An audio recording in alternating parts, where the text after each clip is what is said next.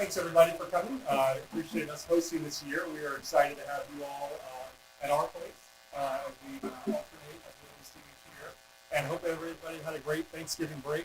I know a Monday meeting after Thanksgiving is probably like a 8:30 a.m. meeting, so we appreciate everybody transitioning from your families back and digging right in. We've got a great budget season to kick off, and I think it's reflective that we do this together. And I really appreciate everybody digging into this. It's going to be hopefully a good session. I can say that as I transition off. In fact, speaking of that, I do want to say congratulations to Debbie for an amazing service that she did for the City Council. Debbie is going to be transitioning off, so we wish her well in her next pursuits, but we appreciate all your time, and Debbie and I are going to be looking forward to sitting in her backyard and watching you all do the magic. So thank you very much, Debbie, for all your service. And I'd like to welcome Art and MK. Art obviously was elected to City Council, and MK is our new school board rep. So we really appreciate you both serving and digging in. I think, as you probably heard from many of the colleagues, it's such an amazing chapter for a professional, giving back to the community, working with amazing people, with the staff, with your colleagues. So we're looking forward to you all participating. So it's going to be fun. So, and then I think overall, the way we do this is as Mary Beth will say. I know there's different analogies. I don't have them all in my head, but something about a zipper. Something that's really, something comes together. That's all I remember. But we do that every year, and I think that's what we're trying to do every single year is start this together, work together. Clearly what we're talking about are difficult issues in terms of budget, in terms of taxpayer money. But I think how we do this, how we partner together with our City Council colleagues, how Dr. Dade and Mr. Shields will work together, how your counterparts will work together, that's the best way to do it. That's the only way we know how to do it. And we know that there are going to be challenging discussions. There always are, but that's part of this process. And we do that together, and we learn from that, and we keep going, and that's what we're excited about. You're going to see a couple changes as I talked about learning. The school board side under Ann Sherwood's leadership and Terry Dade's leadership and Alicia Prince, our new COO's leadership, they worked on reflecting from last year's budget. And they try to come up with a couple significant changes, not just structurally, but philosophically, to make this process for us to come together. And I think you're going to hear about those tonight, but you're going to feel those hopefully in the next 5 to 6 months. One of the big changes is our calendar. You all know that our calendars have not exactly been aligned. And so we are working on what they have proposed is a new calendar to make sure that our steps and our milestones link up better with yours. So we can work together. We're not having that 11th hour push, and so I think it's going to be definitely. We're starting earlier. I think a month earlier than we normally have. So that's going to be a big change. The other change you're going to hear and feel about is how we structure the budget. What you're going to hear tonight from Dr. Dade and his team is a budget. We're going to start from kind of the bottom up and move up instead of kind of the top down, and we're going to start to go with a needs base. We understand that. We're in different, challenging, unknown times, so we all understand that. But I think what Dr. Dade is going to do and was challenged the school board to do is to really try to figure out how do we build that budget together, starting now, instead of trying to figure out how we do that. And there's different ways to do that, but we're going to do that with staff, with the community, with the school board, and that's why we're starting earlier. So we hope that the budget we're presenting is reflective of the current needs, the current economic situation, in terms of how we're navigating all this process. So we're excited about that. I appreciate everybody's feedback. I know, Aaron, we've had many conversations about how to adjust this, and really appreciate, Ann, your leadership on working and meeting with a number of folks in this room to try to get that shift to happen. So looking forward to seeing how that matriculates. So with that, I'm looking forward to everyone digging in tonight. Letty, would you like to say, or do you not? I'll just be brief. Yeah.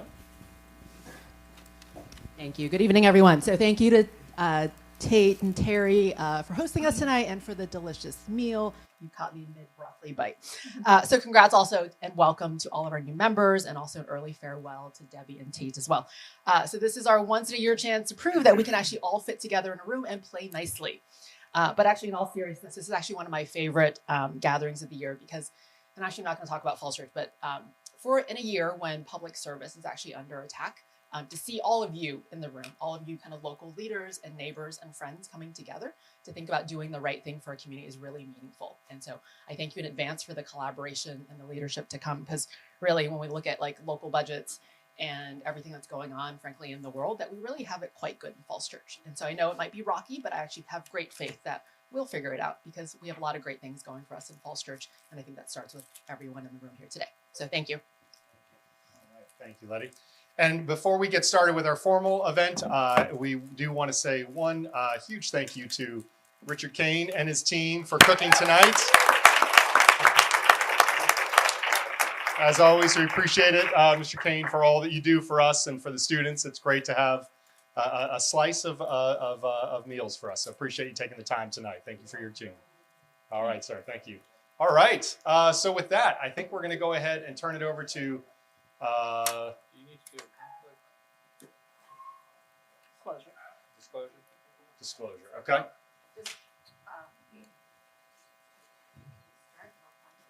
Oh, you're, yeah. Okay, so Okay, we'll come back to that. Thank you, Chairman Gold. My name's Wyatt Shields. I'm the city manager for the City of Falls Church. I'm really happy to be working with our new superintendent, Terry Dade, and with our Chief Operating Officer, Alicia Prince.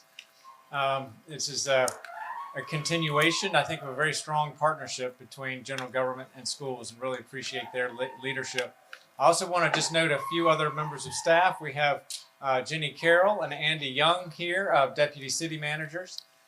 We have our new finance director, David So, who you'll hear from later today. He's in his 4th week with the city, and so he also gets to deliver the thing that everyone likes the most about tonight, which is the revenue forecast. And I really appreciate the rigor and the discipline that he has been using with our finance staff to develop that. And Cindy Mester, our community relations and legislative affairs director, is here as well. Mary Catherine Chase will be here in just a moment. And so we're looking forward to a good evening together tonight. My job is to set the stage for Terry, and Terry's going to be our first content presenter tonight, but I'll give an overview of what we're going to try to cover at tonight's meeting. So we'll start with a presentation on school enrollment trends and cost drivers, sort of setting the stage for budget development on the school side for FY27. Then we'll transition, and I'll provide an update on the West Falls project. And in that, just a kind of a reminder to everybody, sort of the multi-year process of how we finance this high school through economic development and how that is playing out in terms of the numbers. And I'll also have a slide at the end just to have a quick discussion about what's happening next door with the WMATA site and the HIT headquarters site. We won't spend much time on that, but just if there are any questions about that. And then after that summary, we'll turn it over to David So, our finance director, and he will walk us through our best view about the future. We're trying to forecast revenues now for what will be happening 12 months from now. And that is a difficult thing to do in the current environment, but we are doing it with great seriousness and purpose, because we know the revenue forecast is so important for setting sort of a policy framework for going ahead. So that's what we're planning to do tonight. After that, the City Council is going to have a work session. We have a couple of items that we need to do to set up for our meeting on December 8th. And one of the items in the work session discussion is a review of the Council's budget guidance resolution, which they traditionally adopt at the last meeting of the year, December 8th. And that gives staff direction in terms of how we build our budgets, and really sets the stage, I think, for that coordination and communication between the City Council and the school board as well. With that, Terry, I think I'll turn it over to you. All right. I think Mary Beth's ready now. We'll do conflict disclosure and then Dr. D. I make the following statement before the City Council's discussion of the FY27 budget. I am an employee of the Falls Church City School Board and a member of a group of 3 or more people who may be affected by these matters. However, I can participate in them fairly, objectively, and in the public interest. And while I have the microphone, I'm just going to point out that I'm wearing my zipper earrings this evening to to symbolize the zipper of all of us working together to get something done and accomplished. Thank you.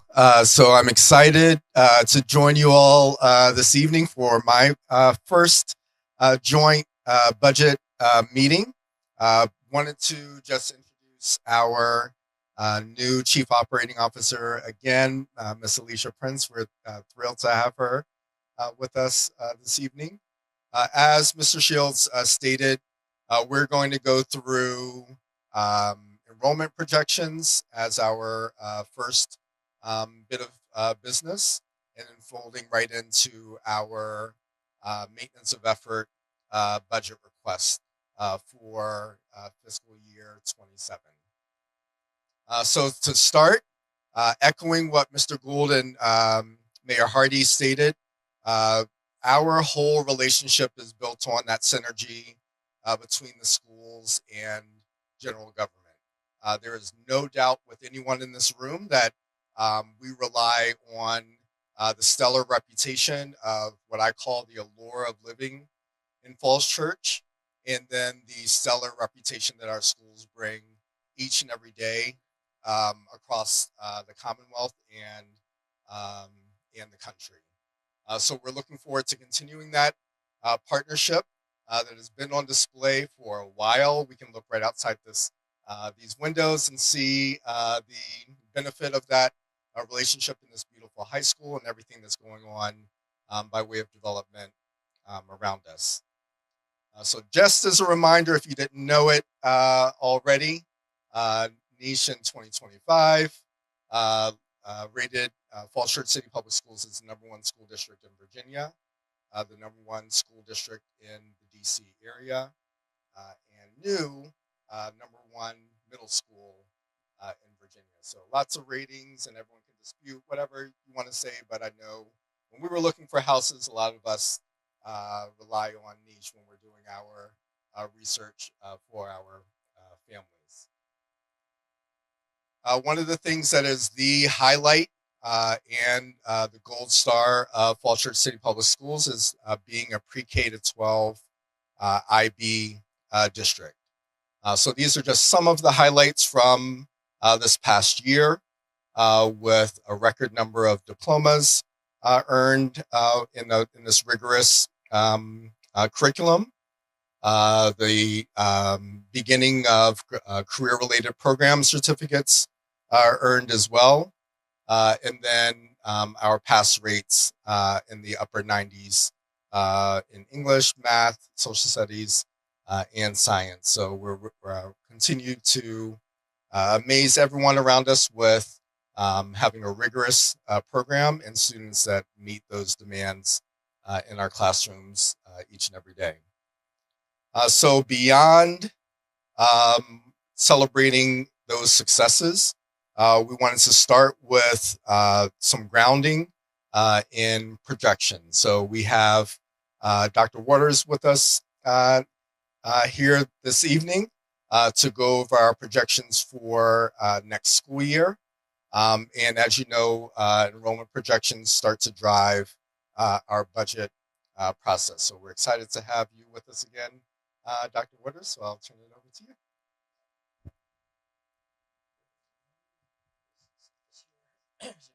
Couple odd numbers that I'll throw at you along the way. Level set here. That's me.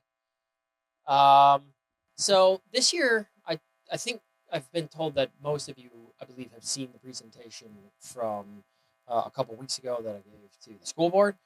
It's going to be the exact same presentations with a couple little notes along the way of things that we've kind of found out. But I think it's worthwhile to just go back and look back. You guys feel the school board is more than welcome to pepper me with questions again, same with city council. Because unfortunately this year I did not get as close as last year. And so it is, I'm not really looking for excuses, but I would just try to clarify on why I think that I missed. That being said, Weldon Cooper was also with me along the way, although I certainly went out on a much greater limb last year than they did. But we're also not alone. Arlington County was 809 students below their forecast. Can you hear me? Whoop. I'm kind of loud, so sometimes I can't tell if I'm talking in the mic or not. Fairfax County had a loss of more than 4,000 students, and they cited immigration policies as a potential reason. Montgomery County is down 2,600 students just year over year, and international enrollment's down sharply, and they forecast student loss over the next 6 years. This is undoubtedly, that's a fun color. This is undoubtedly, this is undoubtedly at least partially driven by immigration. Okay, so the last time Trump was in office, net international migration, which is a red color in these charts, fell from 40,000 down to 23,000. Then the first year of true COVID restrictions, net international migration into the entire DC MSA contracted to 17,000. Following the expansion of the Biden policies, it went up very quickly to about 70,000 and then 83,000 between 2023 and 2024. This data are collected on July. This number, it will undoubtedly contract sharply based on the rhetoric coming out of Washington, based on what we're all watching in the news. This isn't going to be a gradual decline like last time. This is just going to probably just look like this the other way. In addition to immigration policies, the other thing that is very much on my mind on why I think I got it wrong is federal job losses in the DC Metro. So in December of 2024, the DC Metro as a whole had 380,000, and the most recent data that we have at the subnational level is 534,000. Some data came out in between when I met with the school board. At the national level, if we're looking at national federal employment, excluding USPS, so that's those folks really weren't hit quite as hard. In August, federal employment declined 3.3% from August 24 to 25. It declined 3.4% from September 24 to September 25. So this number is going to continue to fall, or at least stay where it is. I suspect that it will continue to fall further. We will get the sub-regional, sort of regional level data on October 11th, I believe, is the BLS's current schedule for release on that. It appears that we will not ever get the October numbers, so those will just be missed. And it is likely that, I was talking with some folks today, I suspect we will get November numbers at the end of December, but that is not an assured thing. Nonetheless, federal losses will continue. The second bit that obviously impacts our region a ton are, skip the slide. Missed it. I think I'm missing a slide. Interesting. I think a slide got skipped, but in any case, professional, scientific, and technical job losses turned negative in 2024. They turned negative in 2023.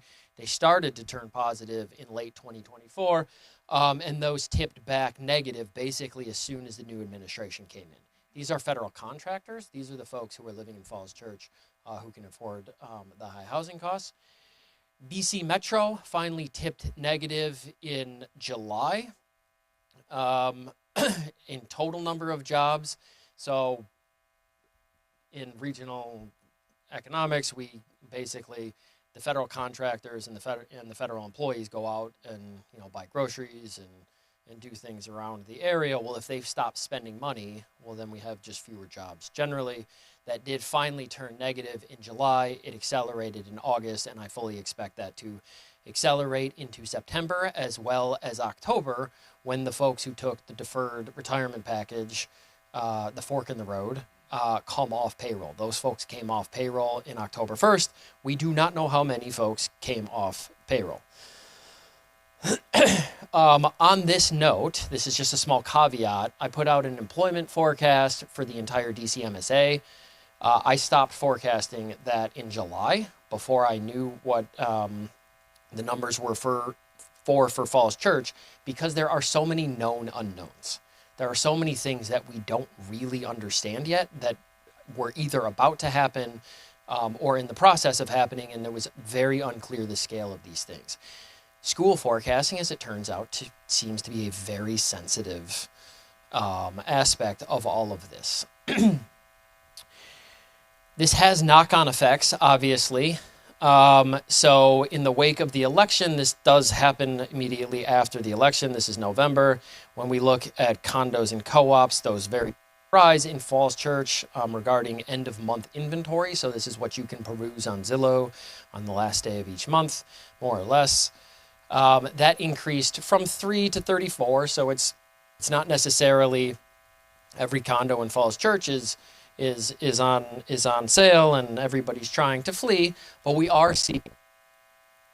I know somebody personally who sold their pied-à-terre in Falls Church because they weren't coming up as much, and so they sold that recently. We're seeing it in detached homes are climbing, only to to 9, so it's not a massive number at the moment, but we are seeing a softening in the for sale home inventory. Falls Church is still an incredibly desirable place to live. People still want to live here. The median sales price, and these numbers are incredibly bouncy, and I leave the bounciness so that you guys can see what's going on. Basically, it's such a small number of sales each month that it makes it impossible. But the median, which is the middle number, it's the most robust number even at small sales. 1.4 for the most recent month for a for sale home. Okay, people still like living in Falls Church. It is still an incredibly attractive place to live. I do personally believe it is in large part because of the #1 school system in Virginia, the DMV. This building is gorgeous. People want to be a part of this, especially if they care about their children's education, which these folks, the professional scientific and technical folks, do. We are seeing multifamily stabilized vacancy rates climb this year. These are units that have been on for more than 18 months, so it excludes the stuff that just came on across the parking lot. This is stuff that's been on for a while or has reached a vacancy rate of 90% or higher.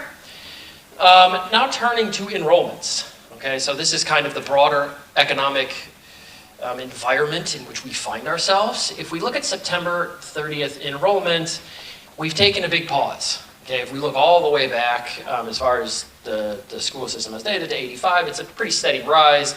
Then we have COVID, and then you get this little COVID decline as people are looking for more space. You guys are building a lot more housing that we can look out and see during this period, and you're getting fewer number of students being generated from more units. It started to climb again. I had forecasted to start to move back towards pre-pandemic generation rates. Obviously that didn't happen. And recently we're at 2,712. That being said, this year, and the whole reason that I bring up all the federal employment and the professional, scientific, and technical, in March of 2025, you guys hit an enrollment record. There were 2,753 students enrolled in Falls Church City Schools in March. That was effectively the Weldon Cooper forecast to September. I think there was like four students higher, maybe 6. This is effectively the Weldon Cooper forecast. And this doesn't include any of the new housing. It declined thereafter, which is pretty unusual. So if we look at enrollment increases from the start of the year to the end of the year, it has typically wavered between 15 and 40 students over the last few years. And then if you look at the number of students who come in over the summer, it's also, this year it was negative 27, but the prior 2 years after we got through some of the COVID messiness was 66 and 54. If we just add the average of those 60 students to this is the June number, so it's not even the peak, we'd effectively be at 2,800 students. This is a very long-winded way for me to say, I've looked at these numbers a lot of different ways. I'm going to give you one method. I've looked at these numbers a lot of different ways. It's very difficult for me to keep the enrollment numbers down, okay? And so the only way that I can think about it is in the regional sense of the air has been let out of our region's economy. People are not smashing to get in here like they once were, and things have really taken a healthy breather. Healthy is subjective. But nonetheless, it's actually quite difficult for me to keep this number somewhat down. Looking forward, the way that we've been estimating it is basically take the number of housing units, estimate the number of new households coming out of these buildings, which is applying a vacancy rate to it. I've adjusted that a little bit this year.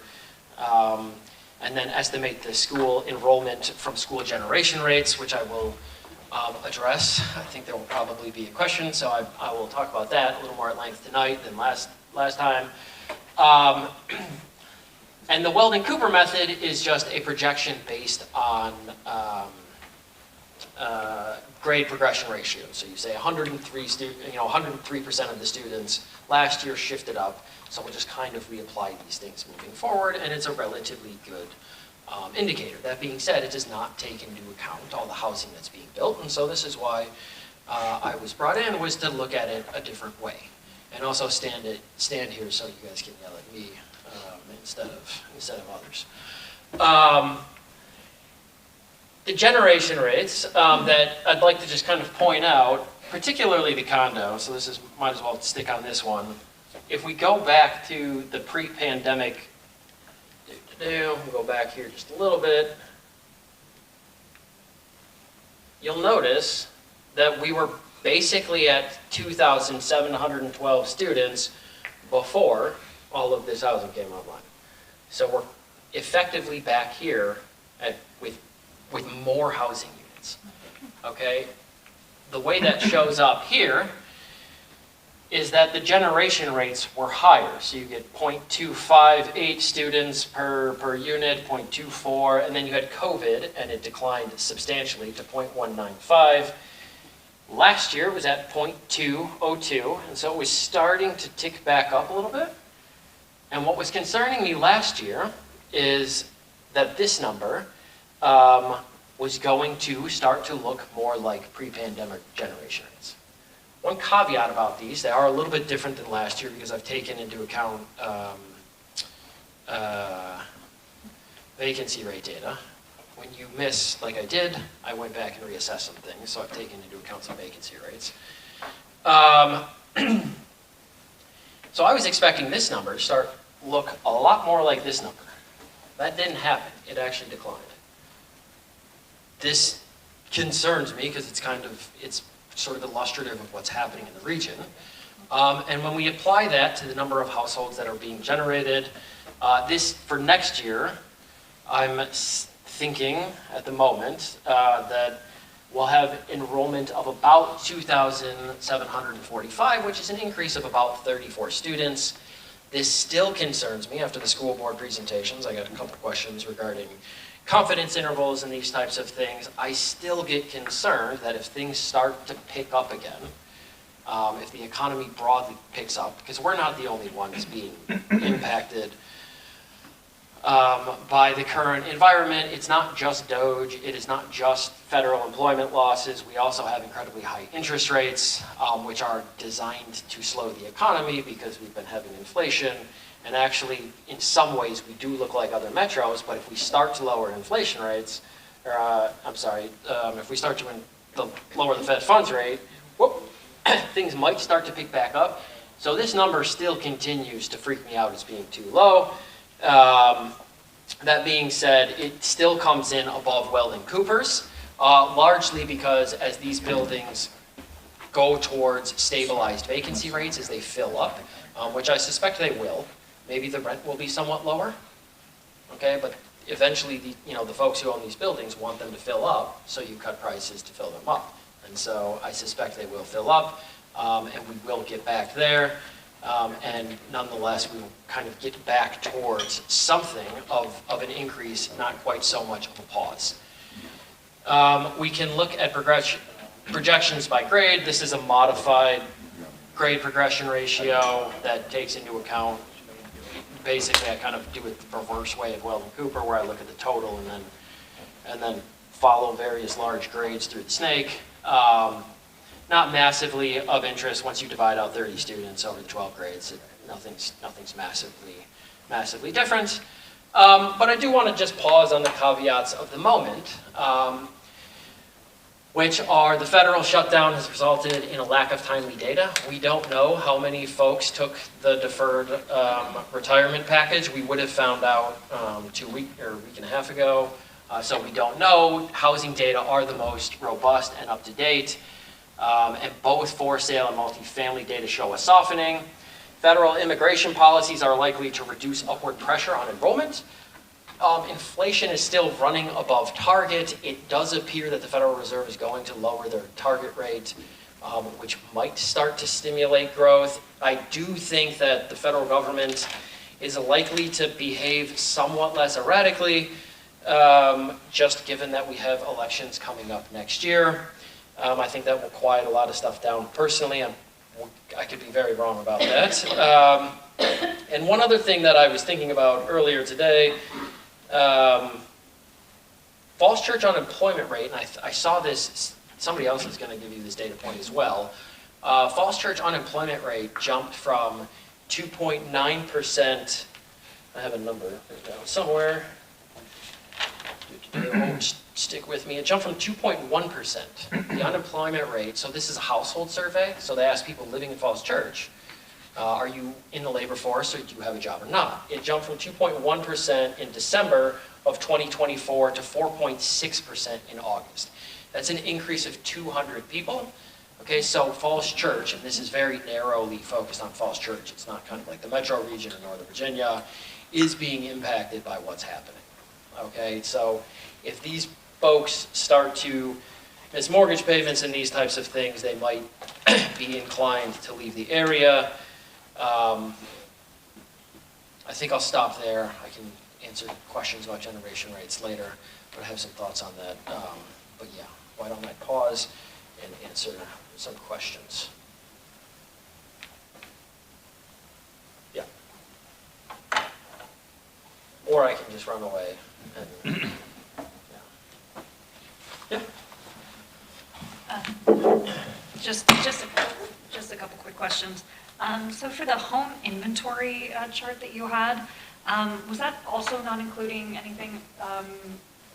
Well, I guess, how is that calculated? Because I know that we have a lot of new condo units that came on, so that jump up in condo would make sense, given that we have a whole bunch of new condos that just. I told the school board this, and I still believe it to be true. These come from Get Smart Charts, so it's Bright. It's the Bright MLS, the multiple listing service. I do not believe those would have gone through the Bright MLS because the developer is selling those, not realtors. Gotcha. Okay. So this is only realtors. So this should just be realtors. It should not include that. Okay, that makes sense. And then I was curious, oh yeah, so the vacancy chart that you had as well, was that specifically for Falls Church or was that for the region? This is for Falls Church. Okay. And then the final thing. But I compared it to a lot of different versions of the region. Interesting. How does this compare to the region? Region is slightly higher. The region is slightly higher. You guys are a desirable place to live. I'm not like pandering to the crowd. The region is slightly higher, less bouncy, and this is stabilized, so it also doesn't include this. And it's a caveat. I don't use CoStar's forecast anyway. And then I was also curious, just your thoughts on like, do you also track? I noticed you mentioned that Weldon Cooper tracks birth rate for the pre-K numbers, but like, do you track birth rates? How does that play into? I mean, not just for next year, but maybe for the foreseeable future. I have a lot of thoughts on the birth rate. think I don't know how to answer this, other than maybe you could look at here. Your biggest grades are later. Falls Church is pretty expensive to live in. Families with young kids have a hard time living here, unless it's, in multifamily. So and multifamily tends to be a little bit more, I don't want to say transient, but it shifts around a little bit more than single family. I have no idea if this is on or not. Yeah. Anyway, I'm actually just going to set it down and yell at you all. No, it's actually for the recording. Oh, okay, good. So when they're watching.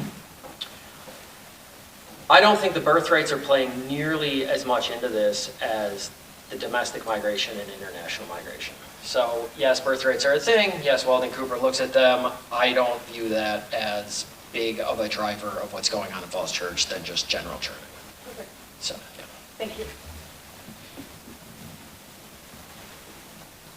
Can we just return to the missing numbers? So the numbers that we won't get in terms of the BLS, reports because of the October shutdown, to some extent are the most relevant numbers for us if they're the September 30th numbers in terms of voluntary early retirement and the deferred resignation program of people who, put off resigning until September 30th but aren't actually retiring. They'll just be unemployed as of September 30th if they didn't get new jobs. And then you have the early retirement people who are technically retired, but retired earlier than they thought they would. So their numbers are smaller in terms of income than they expected, although they'll retain health benefits. And so I'm just trying to determine, right, are those numbers going to get rolled in somewhere else on later months? Or are we just out those kind of numbers entirely?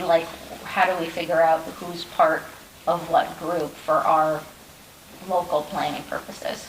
They'll turn up in the November. So we've started. I mean, I think it's interesting, but the federal government has never been shut down for an entire month. So the interesting thing about that is that I've been actually called by the BLS. They call me and they say, at some point I had a consulting firm. I don't anymore.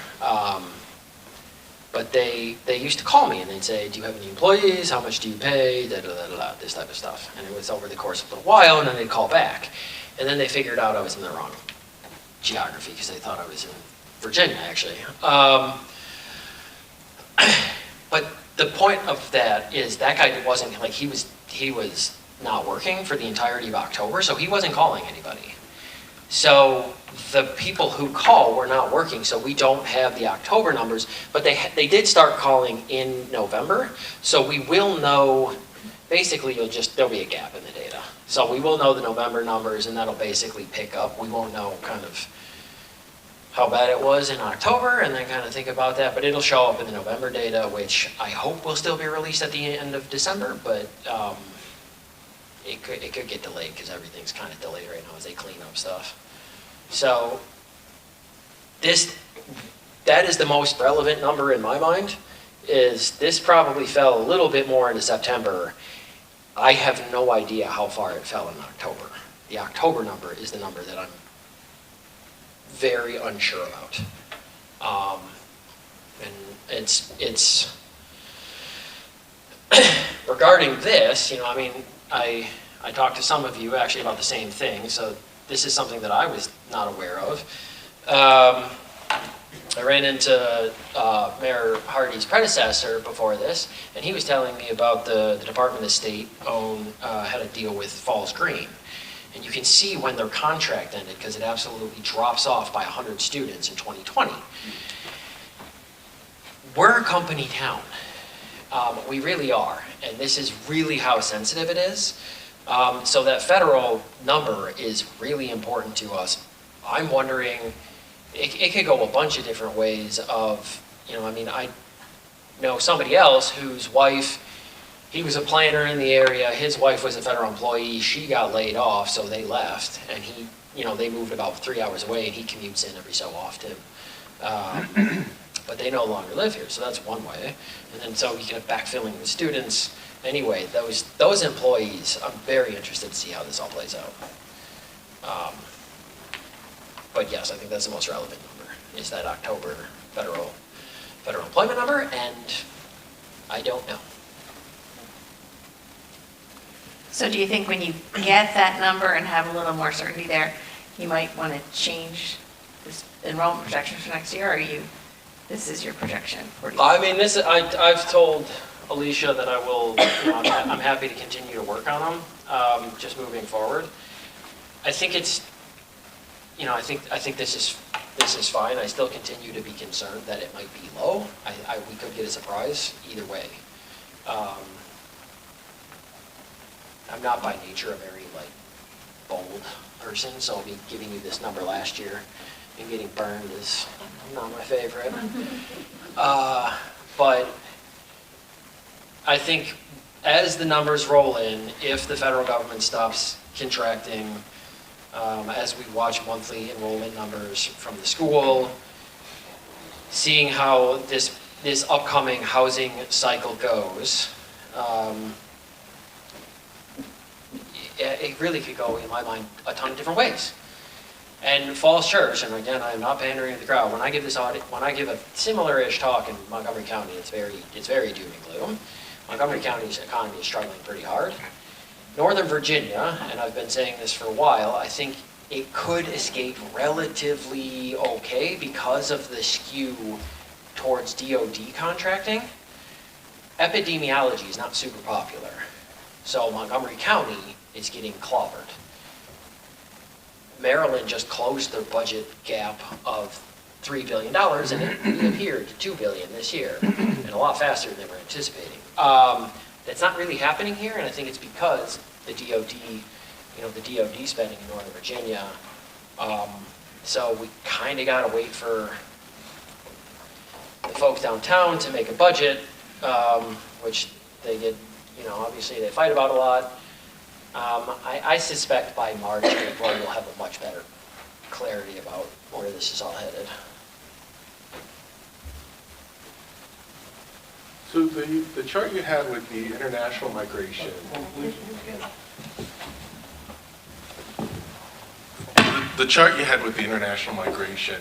I'm trying to understand the definition of international migration. Is that international residents moving into the U.S., or is it U.S. citizens returning to the U.S.?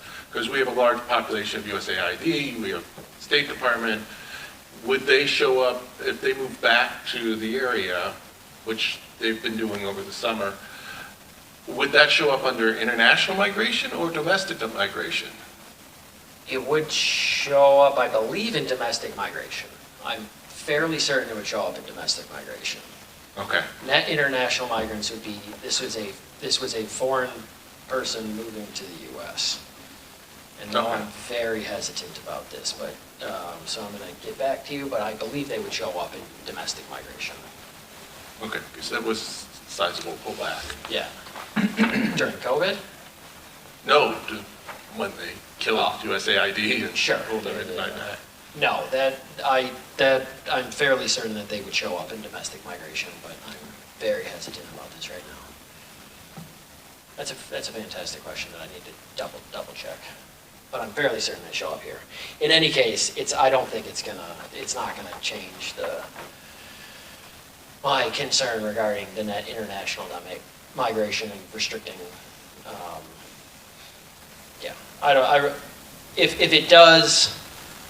If they do show up, which I really do not think they do, and I'm just trying to be full disclosure as I can. I'm fairly certain I'm like 90% certain they show up here. It's not really going to change this that much, but I will double check, or somebody can ask ChatGPT or something like this. Buddy? Thanks. Yeah. Thank you for this.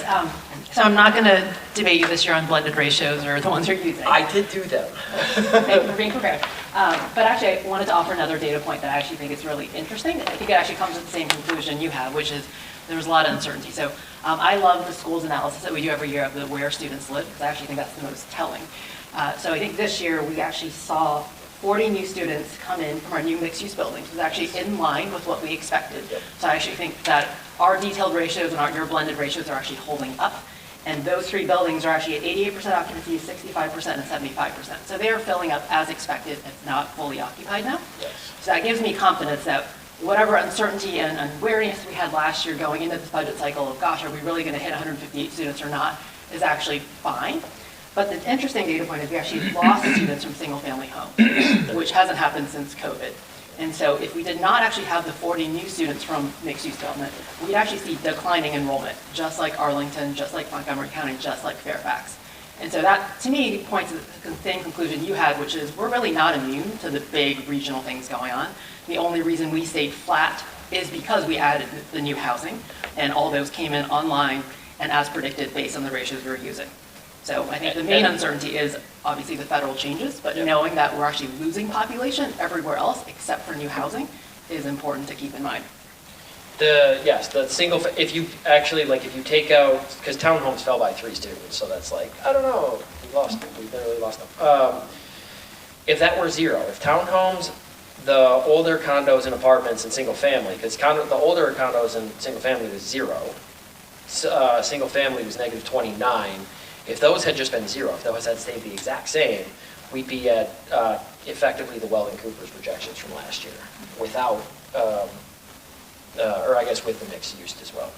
But yes, the mixed use are filling up. They are filling up. It's a great place to live.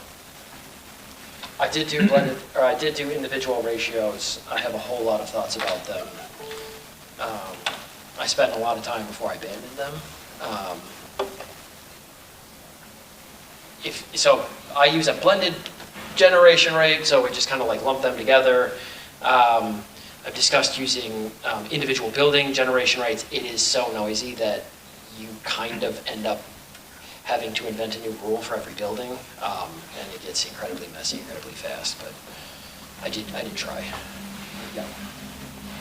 So piggybacking off of the previous comments, with the single-family homes, are they currently vacant? Are there people moving in that don't have kids? Like, what are you able to add any color to that? So in discussions with other people, I think if it's okay, Mary Beth pointed this out.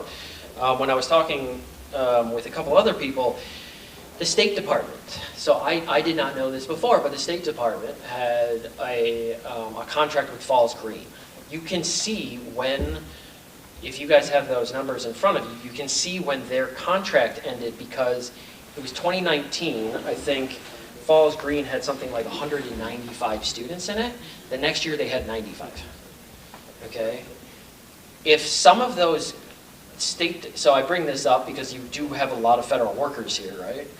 They're churning around, they're living other places. If they owned a home here and they were living abroad, it could be the case, and this is totally like just pontificating. If they were living abroad and renting their house, but they're like, well, I want to come back and live in that house now because, you know, the federal government doesn't want me wherever I was, and they don't have kids, then they stop renting the house with somebody with children, and then they just move back into their house. So that is absolutely one scenario that I think could absolutely be the case. So on that counter argument, though, many of those families that do live abroad, State Department or whatever agency they're with, they do have kids and they send them to international schools and they move back. And so I'm not quite sure that It could go. That's absolutely also totally legitimate. I'm just trying to figure out why there was this drop in single-family homes for enrollment purposes. The short answer is I'm not sure, and this could play out a bunch of different ways. Okay. So I think your theory is perfectly great. I'm sorry, I don't have a better No, that's answer. okay, and I'm sure that goes into. Got a time check just to. Yeah, I was thinking maybe one more question, if everyone's comfortable with that. And we'll move on to Dr. Daig's presentation. Sure. And I'm going to sneak off and head out. So if you do have questions, I am around. Please email me. I'm happy to continue answering questions and so forth. So, thank you. All right, thank you, Keith. Thank you so much again to Dr. Waters. We sincerely appreciate your time this evening, numerous evenings with our team, and I'm sure we'll stay in close contact as the months progress. So thank you so much. Thank you, guys. Thanks. Have a good night. All right, the next part of our presentation is going to be on our forecasted expenditures for next year, and Ms. Prince will lead us through that discussion.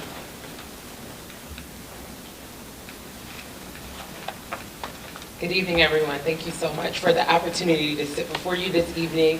I feel very welcome here in Falls Church City and very excited to be a part of the work that's happening here under Dr. Dade. I'm going to get us to this presentation. All right, wonderful. So just want to start and say our budget is overwhelmingly a people budget. And so one thing that I want to talk through, we heard about, the quality that we must maintain, the great standards that we've set here. We've heard about an enrollment landscape. We're going to look at our cost drivers as we move forward this evening. The foundation of our success here in the division is and always will be our people. Therefore, the most critical cost drivers that we'll talk about this evening for fiscal year 2027 are directly related to retaining and supporting that talent. As the largest public employer in Falls Church City, we know our people are an igniting power to our outcomes. The salary numbers you see here before you are based on fully adhering to our collective bargaining agreement, our CBA, and our ongoing crucial effort to attract and retain high-quality staff in a competitive region. The step increase that you see is the ongoing commitment to progress school employees through the salary scale annually. The $1.2 million for step increases is an obligation that honors experience and commitment, and that again helps us to attract and retain high-quality staff in a competitive region. Next, you'll see our cost of living adjustment, or our COLA. This is also an essential component for us. It moves the entire salary scale forward to ensure our wages don't erode against inflation and remain competitive with surrounding school divisions. We know inflation is just a high driver right now for what we're seeing in our economy, unfortunately. COLAs, or cost of living adjustments, are based on increases in the Consumer Price Index for urban wage earners and clerical workers. That's the CPIWs. And they're calculated on a monthly basis by the Bureau of Labor Statistics. What you see here, the $1.396 million, is 2.8%, which comes through and is a number that is given to us by the federal government. And then lastly, what you'll see on this slide is health insurance. We're planning conservatively for a 10% increase in healthcare costs. We aligned with the city around that. Again, these are numbers that, with just the challenging times that we're in and the unknown times, that we continue to watch and we will continue to watch. We hope that we are supposed to have numbers, and we hope that we'll continue to get those updated numbers as we get to the end of the year, and we'll adjust those, but we believe that we have this number correctly. So I'm going to talk about our current obligations. Beyond salaries and benefits, the basic cost of doing business continues to rise, and I alluded to that earlier around inflation. This slide before you covers our critical rising non-personnel operating obligations. We will have a daily operations contractual increase of $250,000. These are our current service and materials costs that we contract for, and so we know we're going to see an increase in those numbers. We're also allocating $150,000 specifically for advanced academics and career and technical education, or CTE, programming. This includes our partnership with the Arlington Career Center and Thomas Jefferson High School for Science and Technology. We have students that participate in both. Those are yearly costs to us, and so we know we will see an increase, and we've already had those conversations. And then finally, we are budgeting an additional $475,000 to cover inflation on utilities and insurance. These are fixed costs that are largely beyond our control, but they are absolutely essential to us operating. And again, those are our utilities, our insurance, things that we must have in order to operate day to day. So I want to talk through some, as Dr. Gould alluded to earlier, our budget process updates. Again, very grateful to Board Member Sherwood, who walked us through this process to help us think about how we think about budgeting and how we do this in a way that really brings us all together. And as Councilwoman Connolly would say, we're the zipper and making sure that we're all doing that together. And so as we move into the development phase for this fiscal year, we want to start by framing how we'll approach the process itself. We've made some intentional updates to ensure greater clarity and alignment from the start. Our overarching goal is to lead a clear budget process that achieves two critical outcomes. First, it must thoroughly validate our operational needs, and second, it must directly reflect the board's core priorities. We are beginning with a laser focus on the maintenance of effort. This means the initial step to ensure we first secure the funding required to simply maintain our current high level of service and honor all existing commitments. This focus is based on, focus is based on sustaining top performance. We want to have continued strategic investment even at the most current operational level. And that is what is required to maintain the division status as the leading educational division here in the state and in the area as a whole. Our entire approach is governed by fiscal responsibility.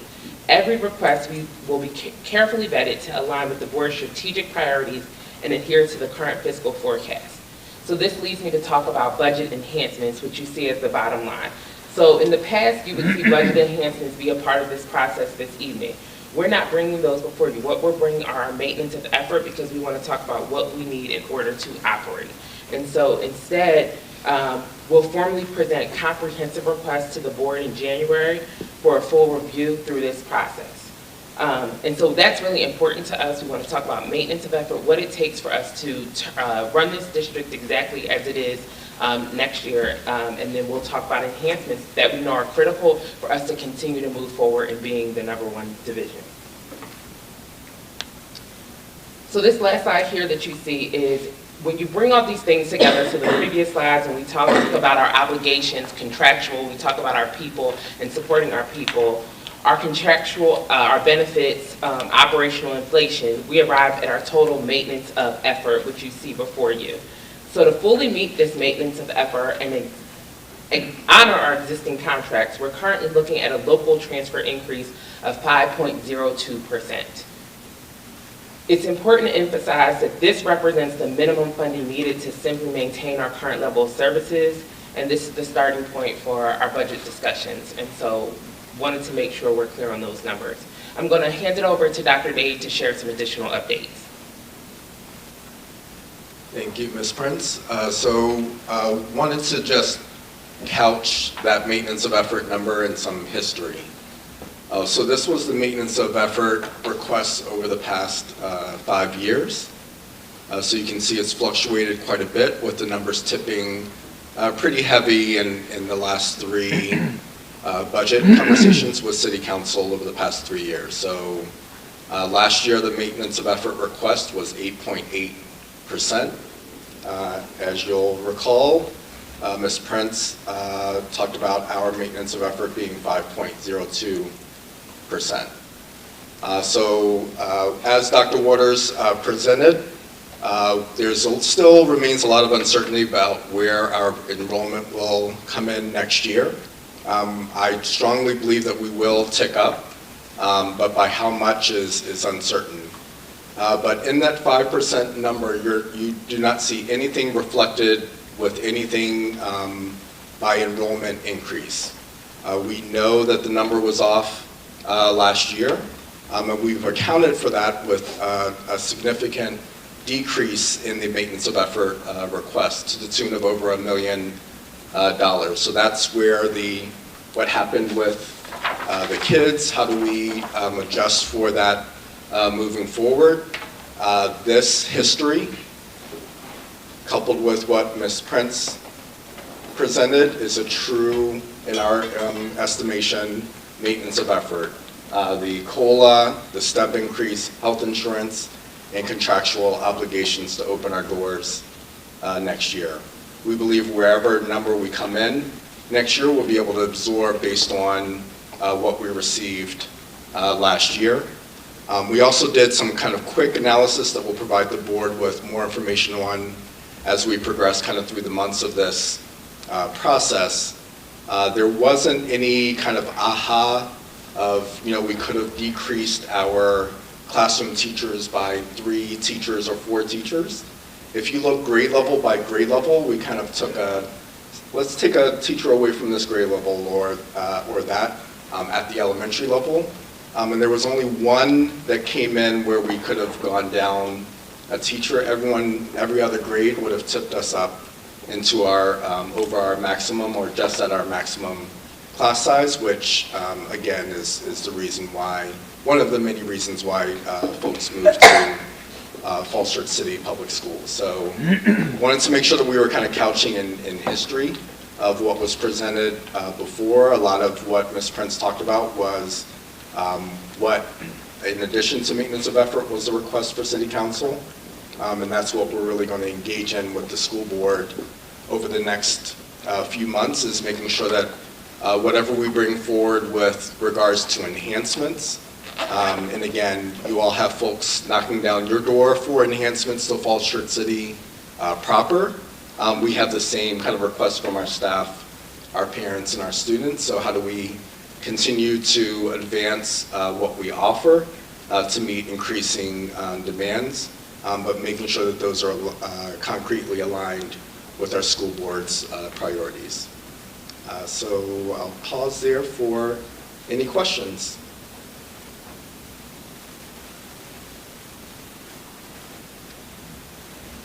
Ms. Sherwood? Thank you for this. Oh, wow, that is a lot. I just wanted to have a quick clarification on slide 33 when we talk about the reflection on previous transfer needs or requests.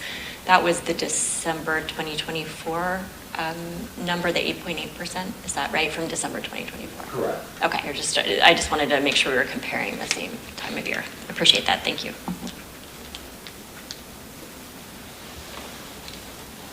Yeah.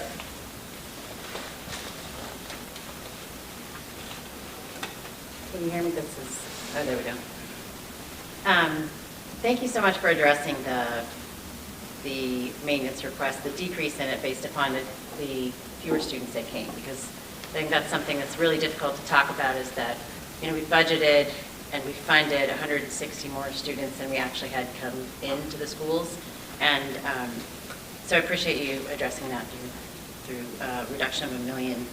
And is that, I guess I need to come back to that question, but on the students who didn't come in, like, is there any age group that is more prevalent where they didn't show up? Meaning, like, the younger ages we were talking about before, is it that those families with young kids are moving in that we thought would? Is it people are sending their kids to private school? Was there any one particular area that was lower than we thought? Yep, great question. Looking at all of our grade level by grade level, where it was projected versus where we actually ended up, Dr. Waters is spot on. We're seeing more of a gap at the younger ages and less of a gap at the upper ages. So that grade level that I was talking about where we absolutely did not hit the number is kindergarten. So Dr. Waters is talking about that younger families with kids.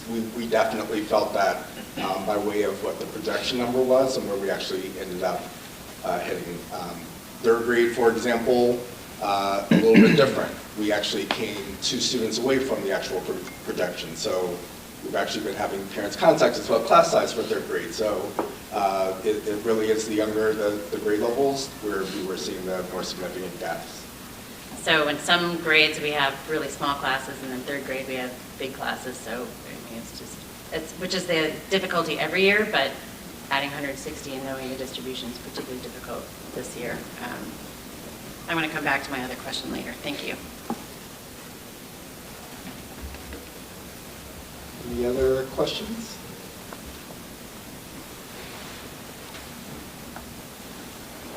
I'll turn it over to Mr. Shields. Thank you, Dr. Dade. We'll get you queued up. Okay.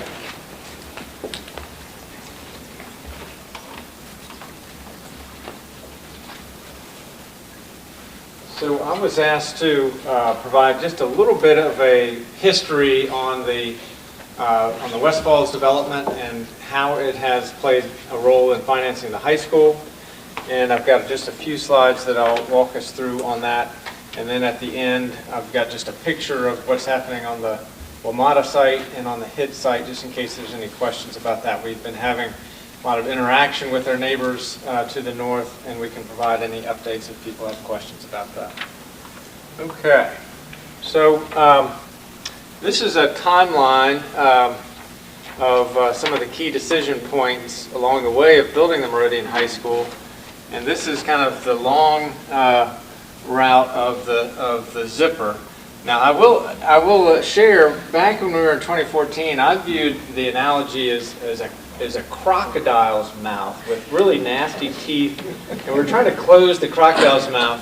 And when Mary Beth started talking about a zipper, everybody said, "Well, that's a much nicer analogy. Let's use the zipper instead."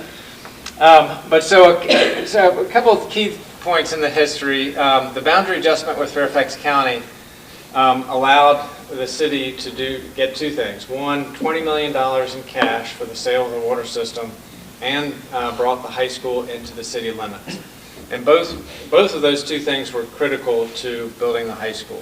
The school board had put the Meridian High School on the CIP going back in 2006. And it had sort of languished on the CIP because it was such a big number. The cost to finance it was about 15 to 20 cents on the tax rate at the time that it first appeared on the CIP. And it was a big struggle. The school board had put forward the idea of offering a portion of the campus for commercial development to help lower that impact to the taxpayers. And at the same time, we were negotiating with Fairfax County, and so we very much wanted the school to be brought into the city limits so we could control that. And if we wanted to go in that route, we would have the ability to do so, not have to go to Fairfax County for the zoning entitlements, and then ultimately the tax revenue would stay in the city and not go to Fairfax County. So we worked hard on planning. We came up with a feasibility plan that the school board did. The city did an economic development plan. Those two streams kind of came together. We had a plan of finance that we took to the voters in 2017, and it was approved by about 67% of the voters. That included the idea of having that 10 acres be put into private development. Right after the referendum, the school board issued an RFP, which resulted in the Gilbane contract to design and build this high school. And essentially at the same time, we were always about 3 months behind the schools. Intentionally, we put out our RFP for the 10-acre site. We wanted the schools always to be ahead of and in front of the economic development piece. A couple of key points. We approved the comprehensive agreement and land entitlements. Then the pandemic happened, and there were some changes to the plans kind of around the margins, but we'll talk about some of those when the plan comes up, including the phase 2 part of it. And then the school opened in 2021 and right kind of in the pandemic year and in the winter of 2021, on time and on budget. It's a great accomplishment by the school board and the school staff. And so then that brings us to the present point. And so here are the 99-year ground lease for the 10-acre site. This is sort of the bottom line numbers for what the fiscals are of that 99-year ground lease. And so it's structured with $25.5 million in upfront capitalized lease payments.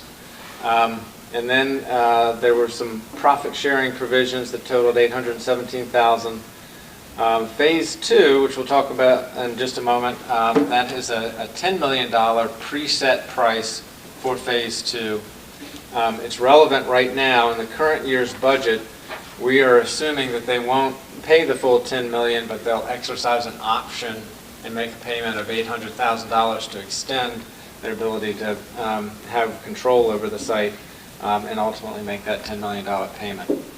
There's some supplemental rent that continues on, and it grows by 3% per year, and that will go on for the full 99-year lease. And then, so that's sort of the cash totals in this sort of up to 33 is $38 million. Of course, these lease payments continue to, would be in addition to that $38 million. In addition, there's some affordable housing payments that begin in FY27. So that's some of the key provisions that we're using right now to pay for the debt service on the high school. There's one other thing. The agreement has sort of a step up in taxes, property taxes that the West Falls project pays. We're going into the budget year where we'll get $2 million from the West Falls project, and that also is part of the plan of finance to cover the debt service for the high school. And then we projected that would come up to $4.2 million once that agreement ends in FY29. So this is a chart that shows how the $6 million of annual debt service is being covered by the city. So taking these chunks, the city does have, the taxpayers are paying a portion of that debt service, $1.2 million per year, and that was pennies that were added to the tax rate kind of in the early planning phases to sort of build up some capital reserves for the project, and then that has stayed in on how we're financing that $6 million per year. Up to FY27, we're using those capitalized ground lease payments of $4.7 per year, plus the $1.2 million, and that covered the full note. In FY26, the current year, we are using $2.2 million in capitalized ground lease payments because they've stepped down. This dark blue is a residual thing from the sale of the water system, where we put $9 million of the proceeds of that $20 million into the city's pension fund and lowered the annual required contribution for the pension fund, which benefits school staff who are not in VRS and general government staff. But that is a benefit to the taxpayer, which we dedicated to Meridian High School. And then this red is going to be the tax yield that from the property taxes that ultimately will be coming online from West Falls. While that tax yield is sort of stepping up, we are using the Mary Ellen Henderson Middle School. That debt service came off our books starting in FY26, and so that's sort of a bridge until the tax yield comes up and does what it's supposed to do to continue to fund the high school going forward.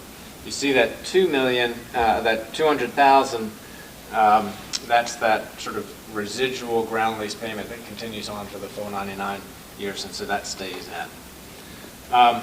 So one of the things we note is after this, beginning in FY29, the $1.8 million Mary Ellen Henderson Middle School debt service will sort of come off our books because we won't be using it as a bridge anymore, and so that money, I've sort of in quotes, is available for other purposes in the general government budget, or for whatever reasons the city council determines. We have in our mind the Gordon Road triangle and the property yard. It might be a need that we would have in the future, but that's something that we'll continue to discuss, how that could be redeployed.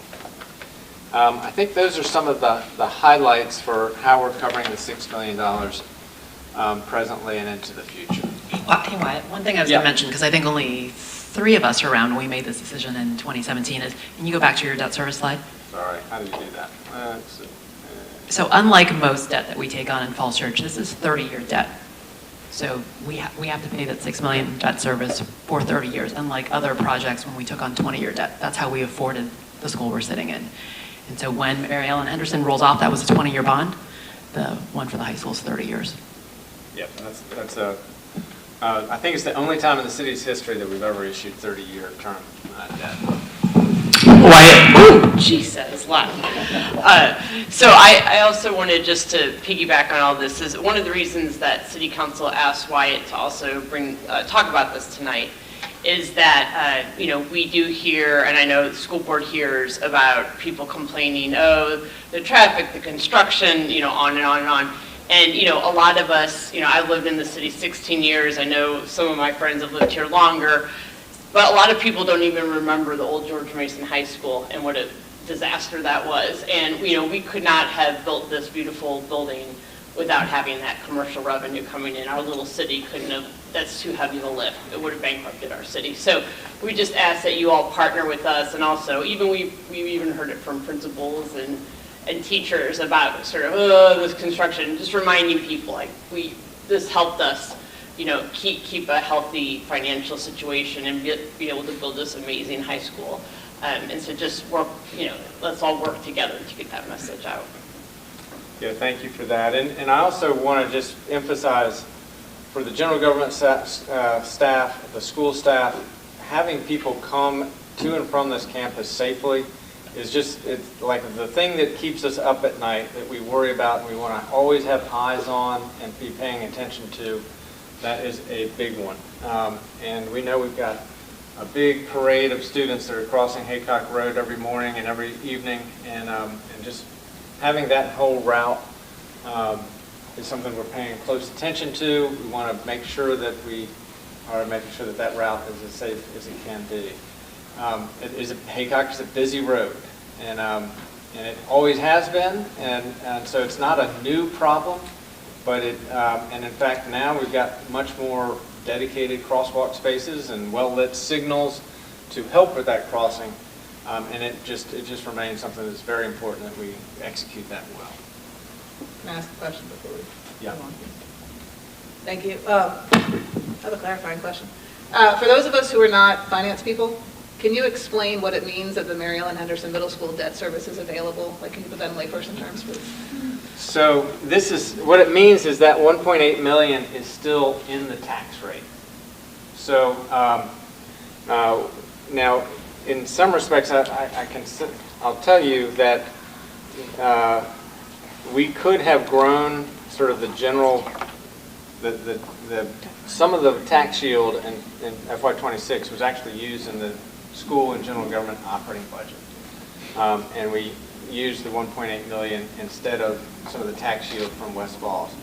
And so in some respects, it's kind of an accounting idea. It's sort of it's a notion that we can keep in our mind. But we did benefit from that last year, and it's right now being sort of deployed as a bridge until the full tax shield comes online in FY29. So then if I'm understanding correctly, we have paid off MEH. That's right. But we are still collecting money based on that voter approved bond, and we are putting it down towards paying. It's more informal than that. It's just that the tax rate still is high enough to cover that 1.8 million. And so come FY29, there'll be a decision that can be made. Does the city council want to lower the tax rate for that, or deploy those dollars elsewhere in the budget to meet community needs? That's a decision that'll be available to the city council in 29. Can I ask a follow-up, Wyatt? I had the same question as Bethany. So is that blue is basically like operating revenue by another name? That's right. Because you're just sticking it there in a different blue color as a bridge. And that's totally accurate. Okay. Like, we are kind of notionally carving this out because it is a fact that the Mary Ellen Henderson debt service came offline last year. And I just want to be transparent on kind of how we're thinking about how that money is being deployed right now. Yeah. And I just have a couple follow-ons. One is that you didn't mention that the interest rate we have on this high school is like the lowest in the history of interest rates in the United States of America, right?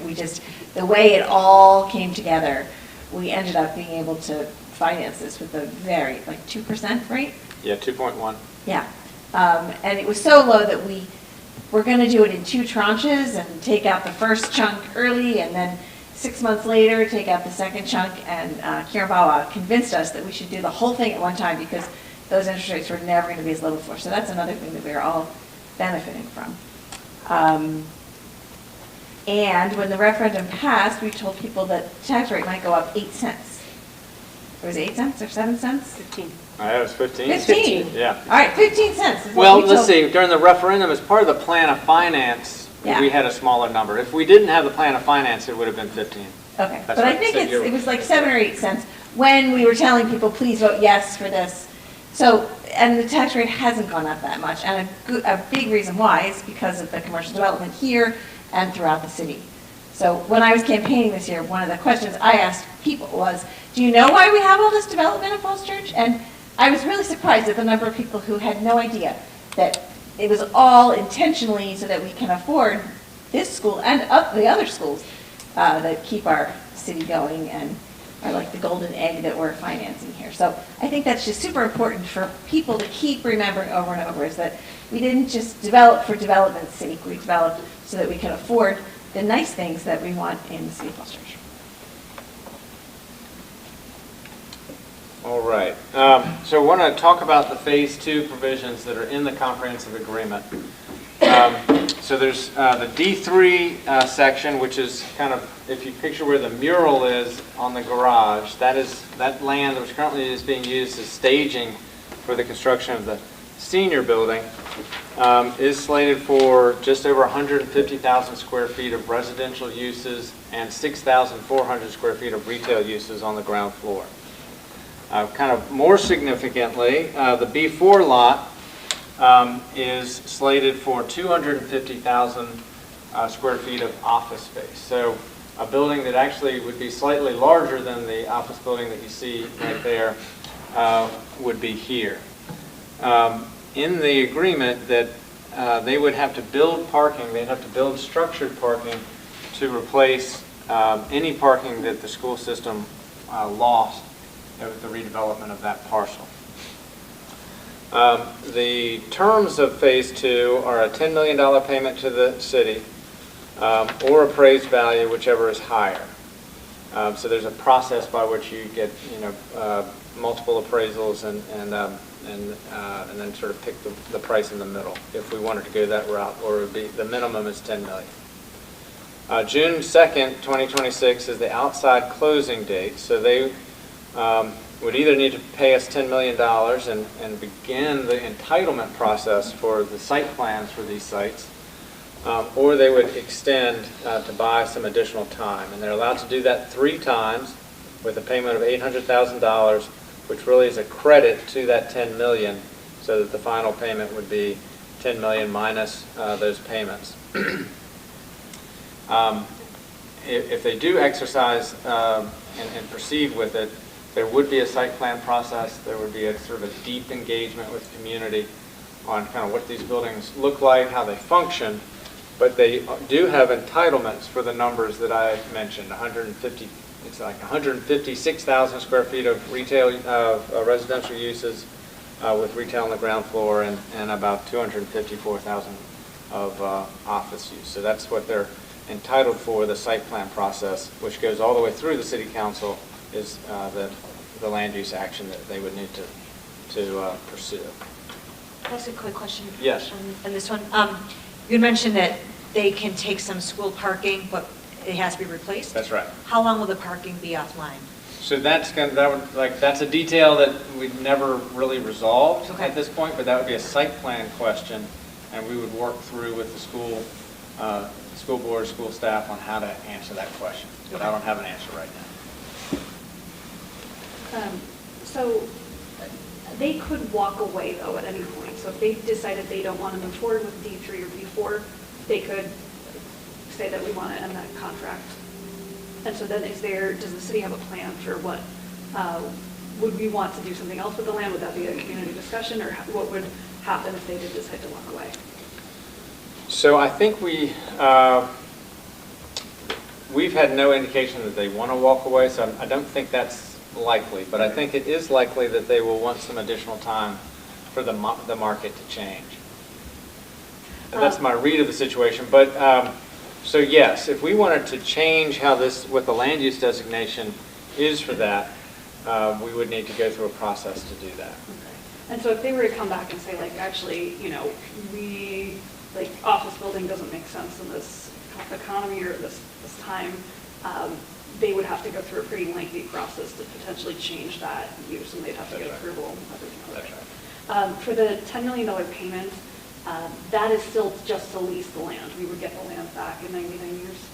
So that is actually for either a 99-year ground lease or a fee simple. So it's the same price for this residential component. Mm-hmm. This is, no question, would be a ground lease.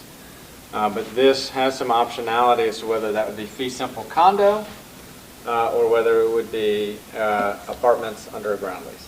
Okay. Or apartments on top of a ground lease. Thank you. May I ask? Yeah. Go ahead. Oh, I'm sorry. No worries. I did have a question about before usage as well, about the parking. Is there any understanding or written into the plan about the use that the school will be for free? Or is there an understanding that that will be, that we'll have to have pay parking? How is that? No, that would be, it would be free parking. It would be sort of this, try to get back to the status quo ante so that the schools would not be paying for the parking in that structure. Thank you. And I just wanted to clarify, I know you said you don't have any reason to think they are interested in walking away, but what would you see as the timeline for when they might start showing interest in moving forward? Would it just be in June, or would you expect to start hearing from them, earlier in the winter? So under the comprehensive agreement, they have to notify us what they're planning to do 3 months prior to this June date. So that's sort of, we'll know by then. I think that we will be in contact sooner than that and start to have some discussions. And so our commitment would be to share information as we have it with the school board and continue on. So it would be a long conversation. And just to be clear to the public who are watching, this isn't something that's definitely going to happen or something that would happen quickly. That's right. And the fastest it would go is, through the site plan process. That is a lengthy process. So if you kind of think about big, major, complex site plans, those take a while. So those seniors who just painted their parking lot, you're fine. your spot's not going anywhere. I think that's right. Yeah. So do they have an option to exercise a portion of phase 2? So maybe exercise for D3 but not for B4?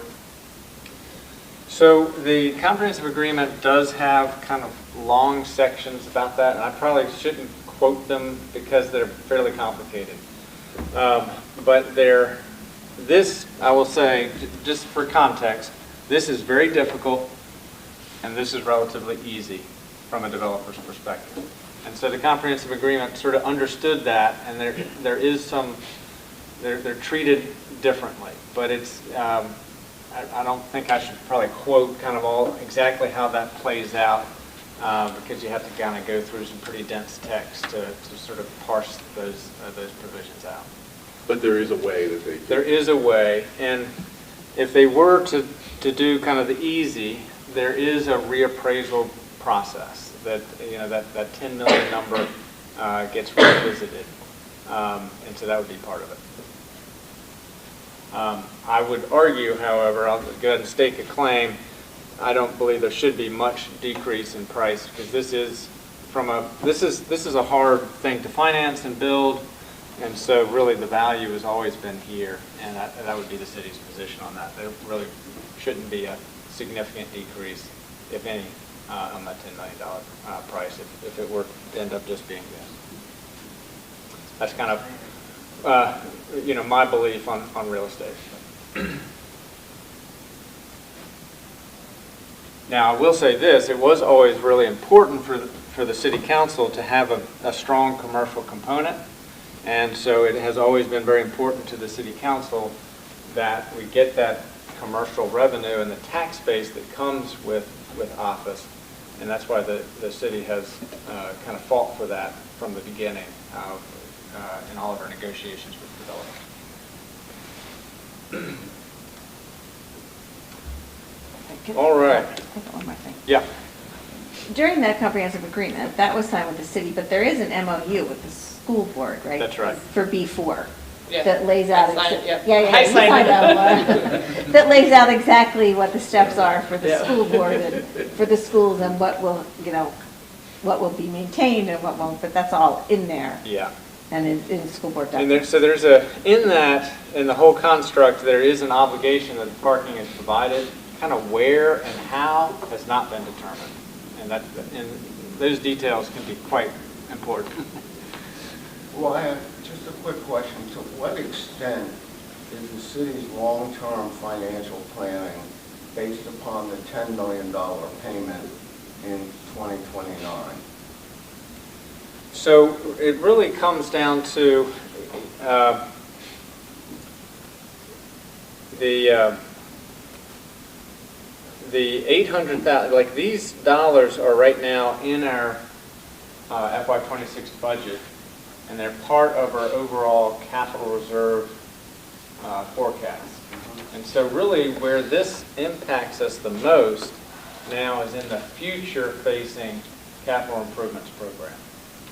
It is not that this 10 million we're not counting on to cover our debt service for the high school. That problem has been solved. The 10 million really becomes important for our future-facing CIP, and it is baked into that future-facing CIP. When the City Council reviews its capital reserves, we do have this money in those capital reserve projections. And just to clarify, give us some examples of what's in the CIP. Does it include the sewer expansion? No, that's in the sewer fund. So this is all in the general government side of things. So this is kind of for everything that's in the capital improvements program today. And so those are for facilities improvements, for park improvements, for school improvements, for transportation improvements.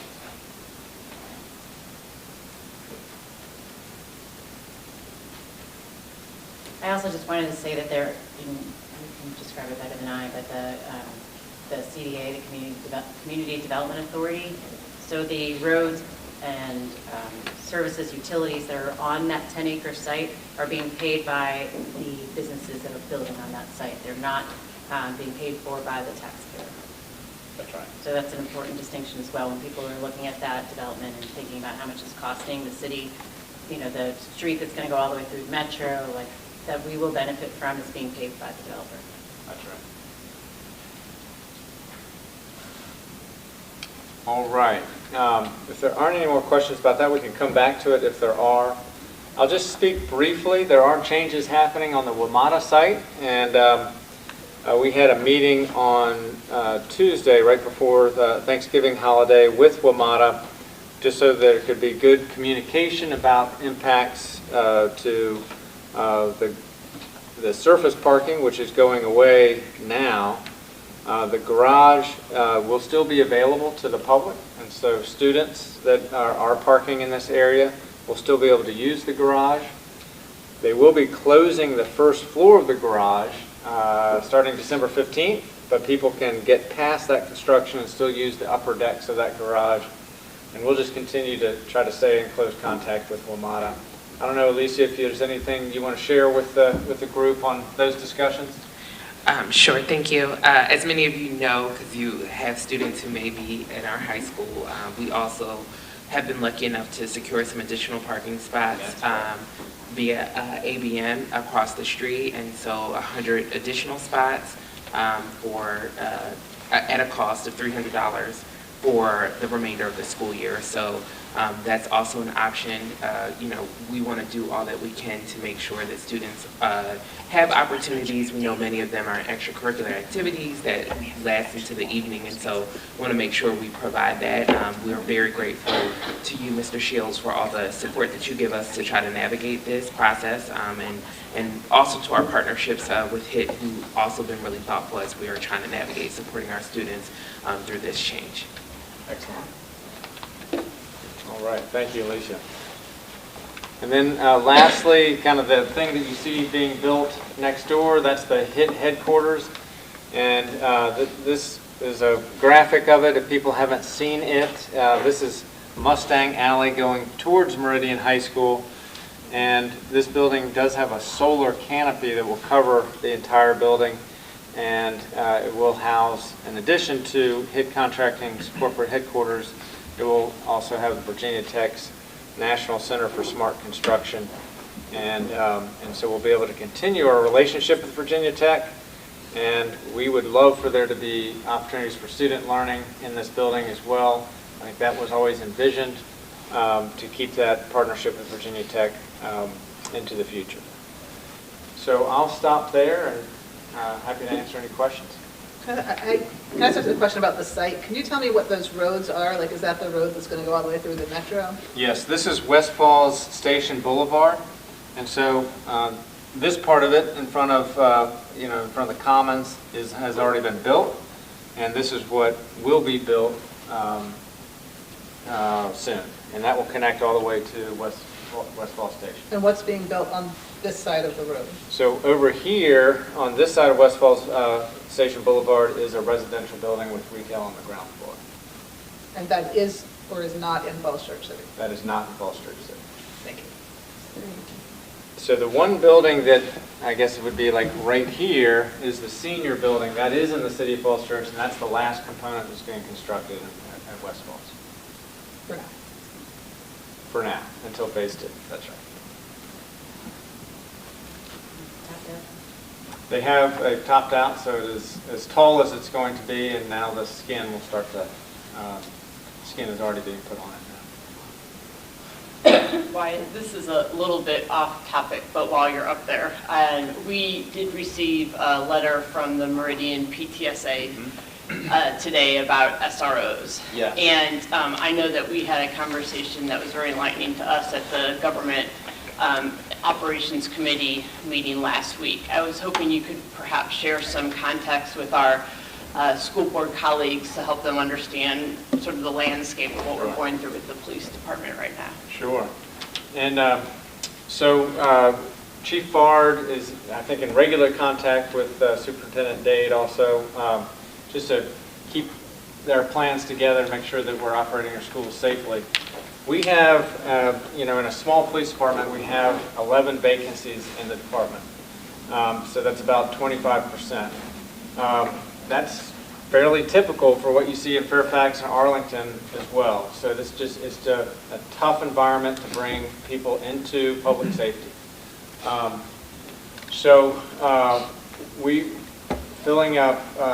We have vacancies kind of on our patrol as well, but filling up these SRO positions is a real high priority. We've had some candidates who are like right on the cusp that we thought were coming on lateral hires and would have worked out great, and they took jobs elsewhere, but it is a high priority.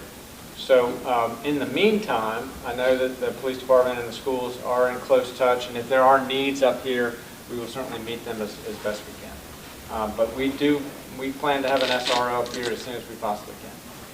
And I think what was also interesting that you talked to us about, which I know our school board colleagues can understand, is the amount that a starting police officer is paid in Arlington is quite substantially higher than what we are able to pay ours. So that makes it difficult, just like we have the same issue with trying to compete for teachers and things. Is that accurate, would you say? Yes, it is. So, and David will speak to this a little bit, or was planning to speak to this a little bit in terms of kind of budget drivers for us. But we, all of the area public safety agencies are announcing big pay increases for their staff because they are dealing with these staffing shortfalls just like we are. We made some changes in the last 18 months to help address that, but we've been leapfrogged again, and there's a big pay differential between Arlington County and the city right now on public safety. So we're studying it. We'll have better data on it, and then we'll be coming to council with some possible solutions. And that will be a feature of next year's budget, I believe. Thank you. Can I just do one more myth busting, and that is school board members and school staff may hear complaints about that we didn't build enough parking, and there used to be more parking and there's not. And I just want to confirm to everyone that if you get that complaint, it seems like it should be true, but it's not. There's actually more parking spots now than there were when we had George Mason and Mary Ellen Henderson. They're just configured differently. We used to park all those school buses in the back, and there wasn't parking for cars, but there are, from what I counted, there's 40 more spots now than there were before. We just don't have the next door spots that people are able to use. But when my kids went here, I think when Dave Snyder's kids went here, parking was a stinker then, and it is a stinker now. So it hasn't gotten worse just because we have a different configuration.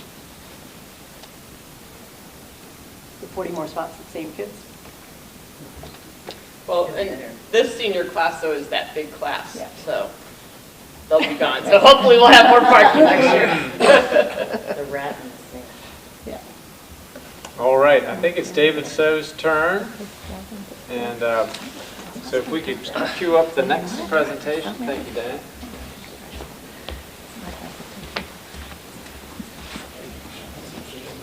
Thank you very much. And so this goes forward, and this goes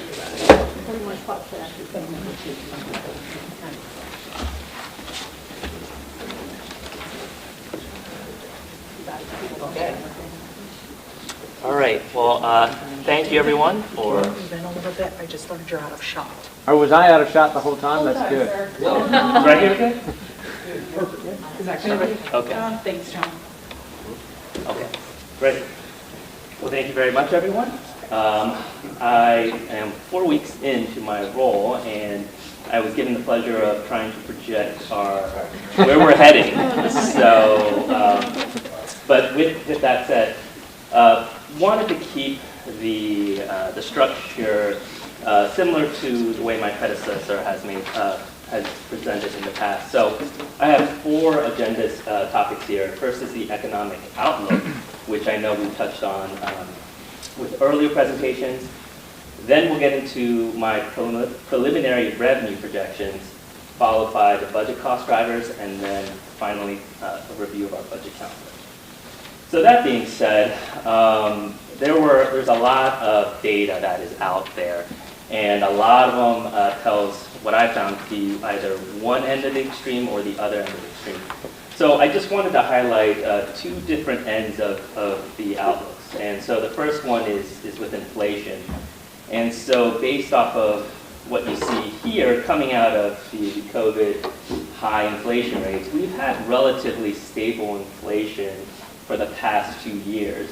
And so while there has been a lot of other things that have happened most recently, which may not be reflected in the inflation, one could argue there's nothing to see here, folks. Business as usual. The economy is going to be just fine. But then going into the next slide here is the other end of the extreme. And so you can see here, I have 3 different areas of focus. So first is kind of the national average, which has been relatively stable in terms of unemployment. But then you'll see here within Virginia and within Falls Church, it's seen a much bigger increase.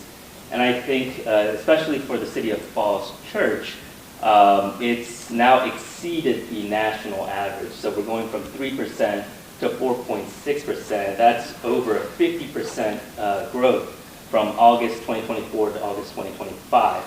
So one could look at this and say, oh my gosh, this economy is failing, everything is falling, everyone, we gotta save as much money as we can.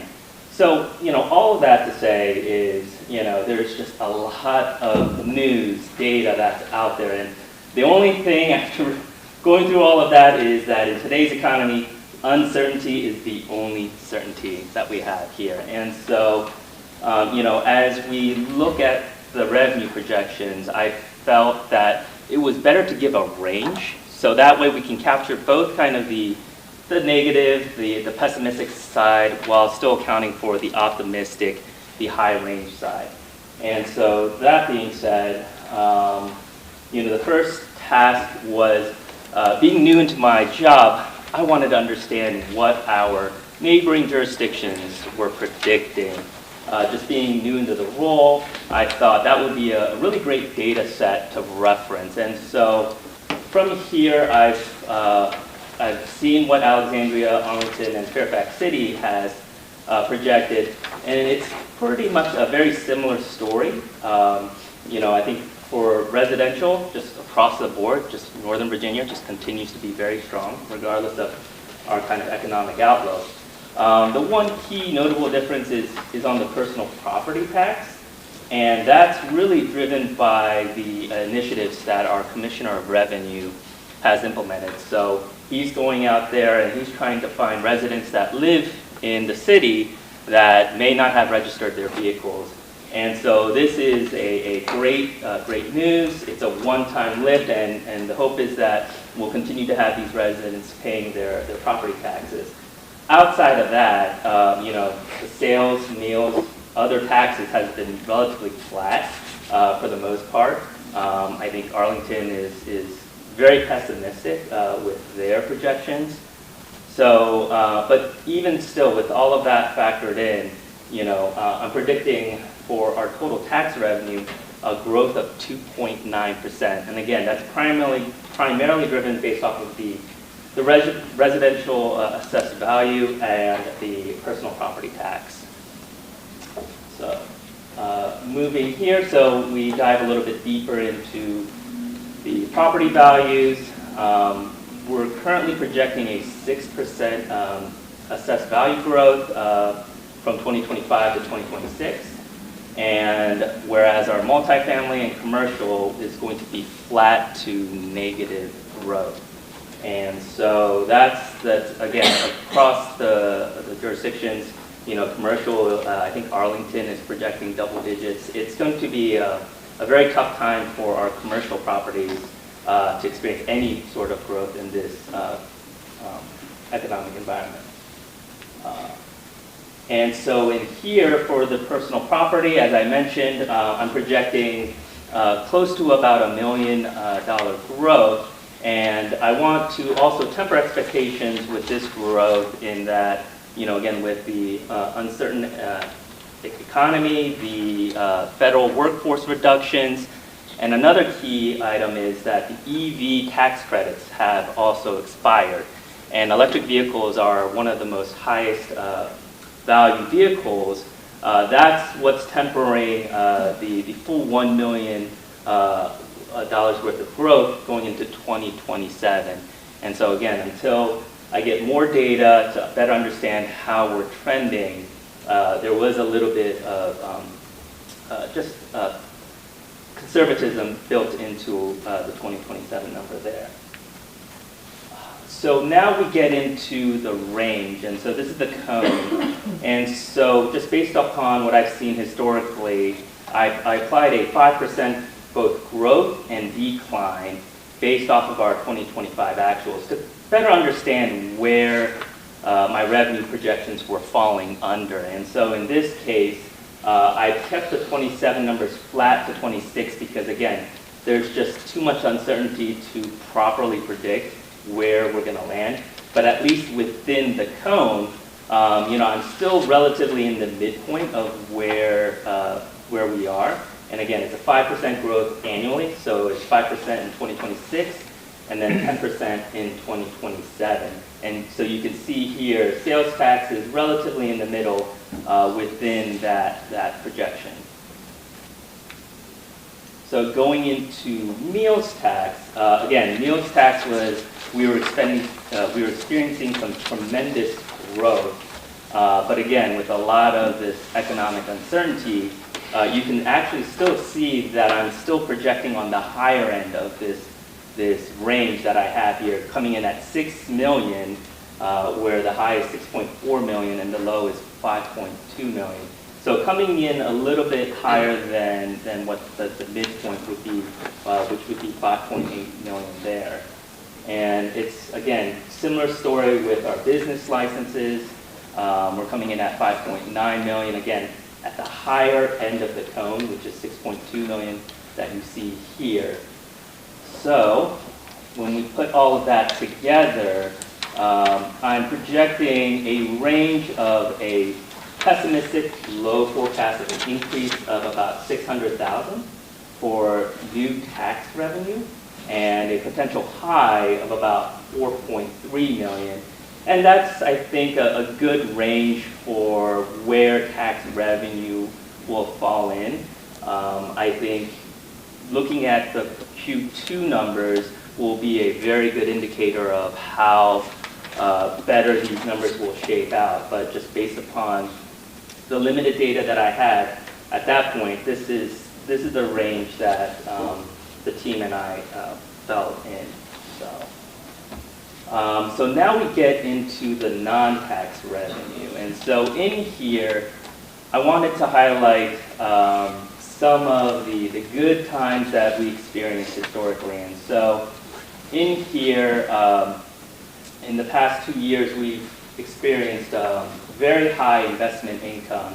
And so just to give a little bit of a story here is back in 2021, the federal government gave us ARPA money, And at the same time, with the influx of cash, the feds also began to increase the interest rates. So we experienced very high returns, interest on the cash that we had on hand, but now we're pretty much on the downturn as we're using up all of our ARPA funds. As interest rates are coming down, we're now experiencing this gap in the additional investment income that we were generating for the past few years. So I'm projecting we're going from 1.9 million that we had budgeted for this year down to about 600,000. Again, we just don't have the same amount of cash that we once had. And on top of that, interest rates are going to continue to go down. And again, that number could be subject to change just depending on how things shake out with the Fed and the interest rates and also the cash that we have on hand. So all of that, I also wanted to parse out, so that was about a 1.3 billion reduction that we're going to have from 26. But there's also some other smaller items, I think, most notably the cameras that we have. Again, as people, residents are familiar with where the cameras are, we expected this tail off of the additional revenue from the fines, and then there's just other sort of tiny amounts that totaled about to 300,000. All of that to say is that in terms of the other revenue not associated with tax, I'm projecting a $1.9 million decrease. So if you were to net the two, and again, I took the 3.1 million based off of the mid number in my projections, I'm only projecting a $1.6 million increase, which is only a 1.3% growth in revenue. Now moving on to the budget cost drivers. So the way I kind of classified the cost drivers is I categorized as, what are the increases that we can control, and then what are the cost increases that we just absolutely have to pay. And so in here I call it variable increases of what we can control, fixed increases are what we can't. And so I wanted to provide, focus more on the fixed increases, and I think just as in Dr. Date's presentation, he calls it maintenance of effort, I call it, these are just obligated increases that everyone is experiencing across the board. And so benefits is also a big one. We're projecting a 10% increase, which will be about 320,000. And then we also have our WMATA contracts and also our jurisdictional contracts that, again, we're just projecting to increase for 2027. And so these are just contracts where we know we're going to have to pay a much higher bill that needs to be accounted for in our budget. But the variable increases, so in terms of the compensation and benefits, non-personnel, that is more discretionary and can be controlled just depending on where our revenues land. So all of that to say is I just built a high-level model just to kind of, for me to get a sense of where we're at. There were a lot of assumptions built into this budget gap projection. But in short, I'm kind of tackling everything, putting everything here. For example, schools were just based upon 50% tax revenue sharing. Again, this has nothing to do with what the school is asking for, but just for an estimation purpose. Same concept with the general administration. But to really see where we're falling in terms of whether we have a budget surplus, a budget gap. And so you can see based upon just these rough numbers, we're going to be experiencing a budget gap of anywhere between about 5.4 million to 2.7 million. And it's, again, just to give us a good starting point to work off of. And as we begin the budget guidance and budget development process, what is that target that we need to be aiming towards in terms of, getting this budget gap down to zero. Another kind of zipper. And then, so, of course, for me, anytime you see a gap, well, what are some of the opportunities that we can pursue? And I think this was also a request from Mayor Hardy about what are my revenue levers. And so here, this just lists, if you increase real estate tax by a penny, personal property tax by a penny, what's the additional revenue that we can generate. And again, these are just, opportunities or tools that are within our toolbox to help reduce the budget gap that we have. And I know that's very unpopular, but again, it just arms you with this information of, okay, well, if I increase a penny here, a penny there, how much will I get? And so this was a rough estimate that the team and I had put together in trying to address the budget gap. And then the last piece is also, we've also had discussions related to the commercial and industrial tax. And now there's also restrictions on how the additional tax revenue from the C&I tax can be used, but this is also another tool within that toolbox to help reduce the budget gap that was shown. So I think that may be it, yes. And so the last piece is the budget calendar that we have outlined here, and I think that may be it. So if there's any questions, yeah. Thank you so much for this presentation. One thing that was not addressed and something that I've been watching closely is the trash collection issue. And just, I wanted to see if there was any shortfall in what the anticipation was for people signing up for their trash collection, and if, how that's affecting the overall projections. Yeah, so I'll have to then take a look at the trash collection and get back to you on that. Okay. I just, because I know that there was talk that the schools would be made whole because that was being taken out of the tax system and made into a fee service, and so just making sure that that was being looked at. It is, and so the way that works, because the FY26 budget was adopted with revenue sharing, and then after the fact it was changed, the schools kind of structurally were made whole because of the way it was done, so the sequencing of steps. And I'll be happy to sit down with the school staff just to walk everybody through that in detail and make sure everybody's comfortable with exactly what I'm saying. But what I'm saying is I think people will understand when they see it that way. And then I think in terms of the transition from tax rate to solid waste fee, there is no kind of risk to that in the FY27 budget. For the FY28 budget, if we have a big shift to the smaller bins, then we might have to adjust the fee. But we've got full 18 months to evaluate that and see if we need to make that adjustment. Okay, but you're feeling pretty comfortable with where the fee stands in order to not have any significant loss. That's right. The schools are 100% held harmless for the shift to that fee. Great, thank you.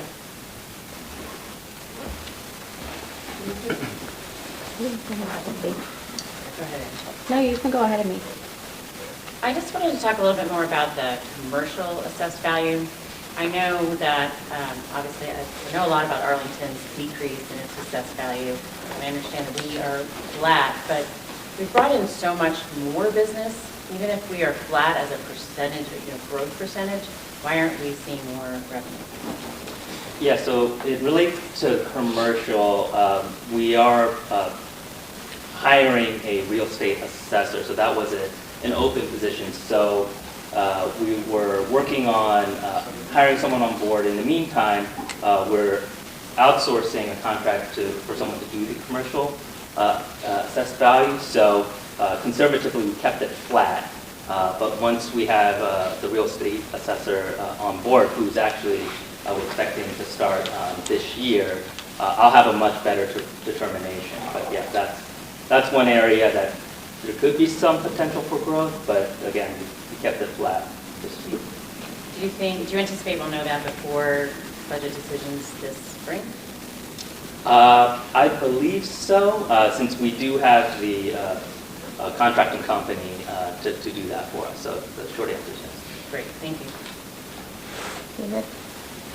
So I have a question just to make sure I'm understanding this correctly. On the budget gap slide, that budget gap assumes the 6% AV growth in residential, like the taxpayer absorbing that. So like when I ran this just like for play numbers to understand it, if we had median home value of $1 million and that $1 million home had a 6% growth, that taxpayers, like annual taxes would increase by $711 even if we kept the tax rate equal because of the 6% AV growth. And so the budget gap that we're seeing assumes like the taxpayers say, you know, paying the additional $711 to counteract the you know, revenues not coming in or the revenue shortfalls we anticipate. And even with that additional $711 out of pocket, we're like $4.1 million in the hole, so to speak. Yeah, and I think the biggest driver is the other revenue. So, I mean, specifically investment income. Yeah. You know, that's what's really driving the higher budget gap that you're seeing here. Okay. That 6%. So my person question again. You know, I hear people talk a lot about, we have all these new businesses coming online, right? We have all these new buildings coming online. Help me understand why we're forecasting the other revenue going down, not up, even just by virtue of the number of new restaurants coming online, new grocery stores coming online in the next 6 to 12 months. Yeah, I think a lot has to do with, I think, in Dr. Waters' previous presentation with the federal workforce, there being a decline. You saw unemployment rates are much higher. My wife is a federal employee, so I know during the shutdown, we did not eat out, right? And it changed a lot of our spending habits. So all that to say is there's just a lot of uncertainty. And so it's difficult for me to project at this moment where we're going to land in 2027. I think even coming out of COVID, you know, a lot of the spending behavior changed, maybe temporarily, but that's the kind of where I don't know where a lot of these outside economic political decisions has an impact to how our revenue is going to look. So then if I'm understanding, right now what you're projecting is essentially the new businesses coming online are what is keeping us roughly flat, yeah, as opposed to creating growth or causing a loss if we didn't have all these bigger loss if we didn't have these new businesses coming online. Yeah, and that's, but I also want to point out that, you know, with the cone, right, that's kind of a range. So I want to make sure that we're not committing to one number. I know for projection purposes, I wanted to showcase a number, but yes, there is a range. And so there's opportunity to go above, you know, in this case, business license, to go above that 5.9 million, right? We could get up all the way to 6.2 million. But again, it's hard for me based off current data to predict where we land. And so that's where I settle with the range. Thank you for including that range. That's helpful.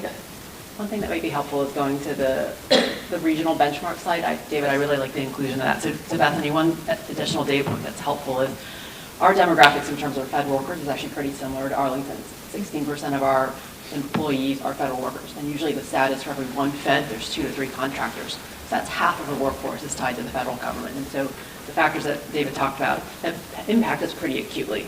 And so that's why you see Arlington actually is pretty negative on sales, meals, and other taxes that are those indicators of consumer behavior. So again, to your point, if we weren't seeing the growth that we had in all those new businesses, we'd probably look more like Arlington.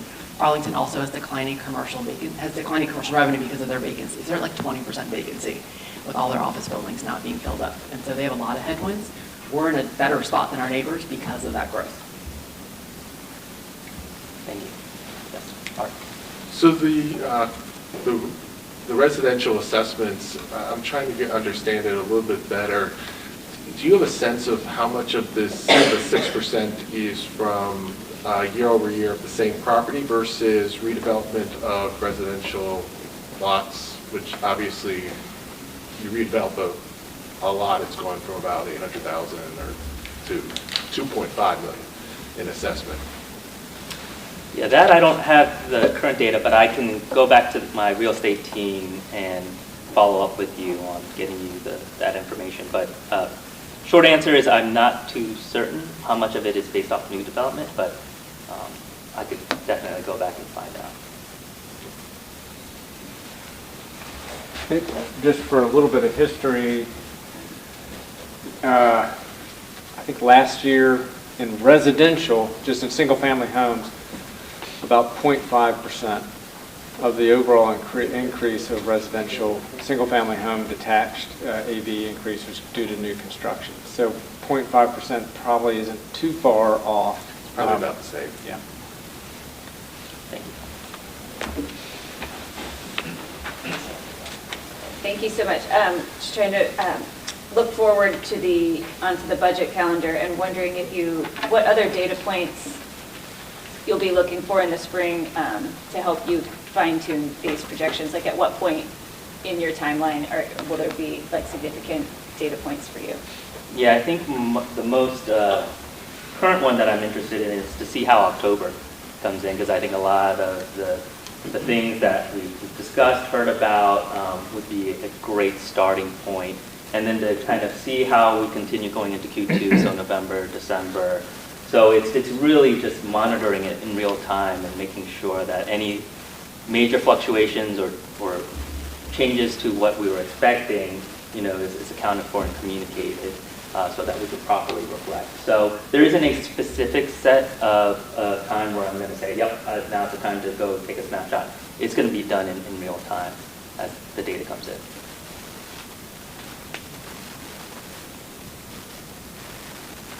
Okay, great. Well, thank you very much, everyone. So that ends our presentations, and unless I've missed anything on the agenda, I haven't, have I?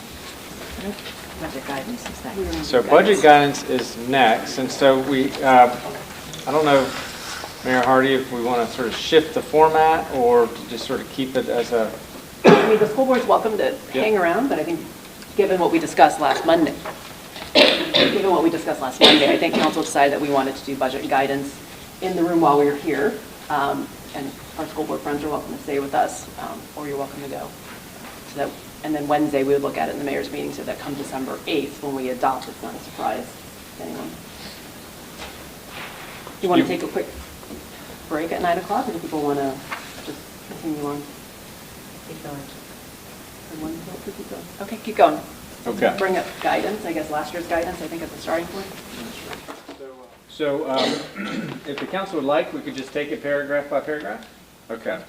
So in the preamble, the City Council seeks an FY 2027 budget development process that advances the city vision, council's strategic priorities and initiatives, and comprehensive plan, supports the city's excellent schools and excellent general government services, and adheres to adopted fiscal policies that keep the city finances on sound footing. City Falls Church is committed to providing valuable public services that promote a high quality of life and equity for all community members and are delivered in a cost-effective manner. So are there any suggested edits to the preamble? I think it should remain the same. Okay. Paragraph 2 then. In FY 2026, I think we could update some of this. Completion of the major developments is projected to provide higher economic growth and associated revenue. Along with this economic growth, the city is also experiencing significant population and student enrollment growth that's been the subject of extensive planning over the past 10 years. In addition to this planned growth, we're in the same environment as our neighbors with increasing costs, WMATA funding increases, catching up with deferred maintenance, and a highly competitive labor market. So we can edit that in light of the federal. Can we just say that uncertainty is the only certainty? So I think with the themes that have been articulated tonight, we can just sort of rewrite this paragraph align with those themes. Is there concurrence on that? Yeah, sounds good. Okay. So with these and other considerations in mind, the FY26 budget guidance is as follows. 1, continue the spirit of cooperation and collaboration between the general government and the schools in the development of the annual budget and capital improvements program. Are there any changes to this? No. Okay. 2, in light of projected growth and assessed value of real estate and its associated financial burden on homeowners, the council desires to hold steady or reduce the tax rate, but is also aware that in order to meet core government and public education needs, a tax rate increase may be required. Throughout the budget process, the council will endeavor to determine the appropriate tax rate to match the core government and public education needs of the community and may consider setting aside tax revenues for contingencies. The council and school board will continue to remain in contact. So basically, it was open every option there is. Keep it the same, lower the tax rate, or increase the tax rate. This is what I call So last year guidance is the non-guidance non-guidance sentence. guidance. But it's accurate. Can I have it? It kind of matches the cone that Mr. Sove showed us, that, you know, if we could mention the low, middle, and high projections. If we come in high, X would happen. If we come in middle, X would happen. If we come in low, X would happen. Yeah, and I remember, I think it was actually Mary Beth who added the line in there about the tax rate increase. So I think it covers all of our bases. I think it works. Yeah, I think it's good. It's just, we can't eliminate the tax rate. Keeps us from doing that, which we will not want to do. There you go. I don't know, can I? Yep. I was just gonna say, my reaction to it, like, this year in particular, is that the first sentence of 2 is sort of silly. You know, like, it just sort of feels like we should, in a narrative form, say something about, we recognize the tax burden on people, but need to ensure that we're fully funding, you know, core government services and school needs, right? Or maintaining the school's focus on its budget. And so I don't know whether there's a way, you know, throughout the budget process to determine the appropriate tax rate piece of it should really be the focus of number 2 more than the rate increase or decrease. Like, I'd rather put the second sentence together with an acknowledgement of taxpayer burden, but the unfortunate, like, costs that we're facing in a budgetary environment that's particularly uncertain and won't see the level of revenues that we've maybe been used to experiencing. So one concept that we started using last year was what the median homeowner tax burden would be and whether we could match that with what CPI was. So I think we said, could we limit the median homeowner's tax impact to be $500, which I think was, is that right, Wyatt? Which was maybe the median impact of whatever that number was, but like an actual, instead of a percentage that we just decided in our head, was actually try to put a dollar impact on there. I think that was a helpful concept for many of us, actually think about what we want the burden to be, to build off Aaron's point about what the burden should be on homeowners. Do we know what that is this year? Talk about tying it to CPI. Our overall increase in assessed value far exceeds the national increase in assessed value. And so the impact is on the taxpayer. So single-family homeowners' real estate bills comprise 40% of the total revenues that the city collects. So it's kind of the foundation of city budget. And it is helpful if there's a little bit more clarity on that. Rather than tying it to CPI, because, you know, that, we won't really know what that is. I'm not suggesting to tie it to CPI, Okay. just a consciousness that CPI has been around 3%. That's right. So, And thinking about that as a goal where you try to keep your expense increases to 3%. so if it were expressed as a target at X%, the council then would determine what that percent is, 3%, 4%, then that would be, for that big chunk of revenue, would send that signal. Then the other components of revenue, such as other business taxes and things like that, becomes a swing that, as David was describing, we're going to try to keep everybody as well informed as we can about where the direction that those are going in.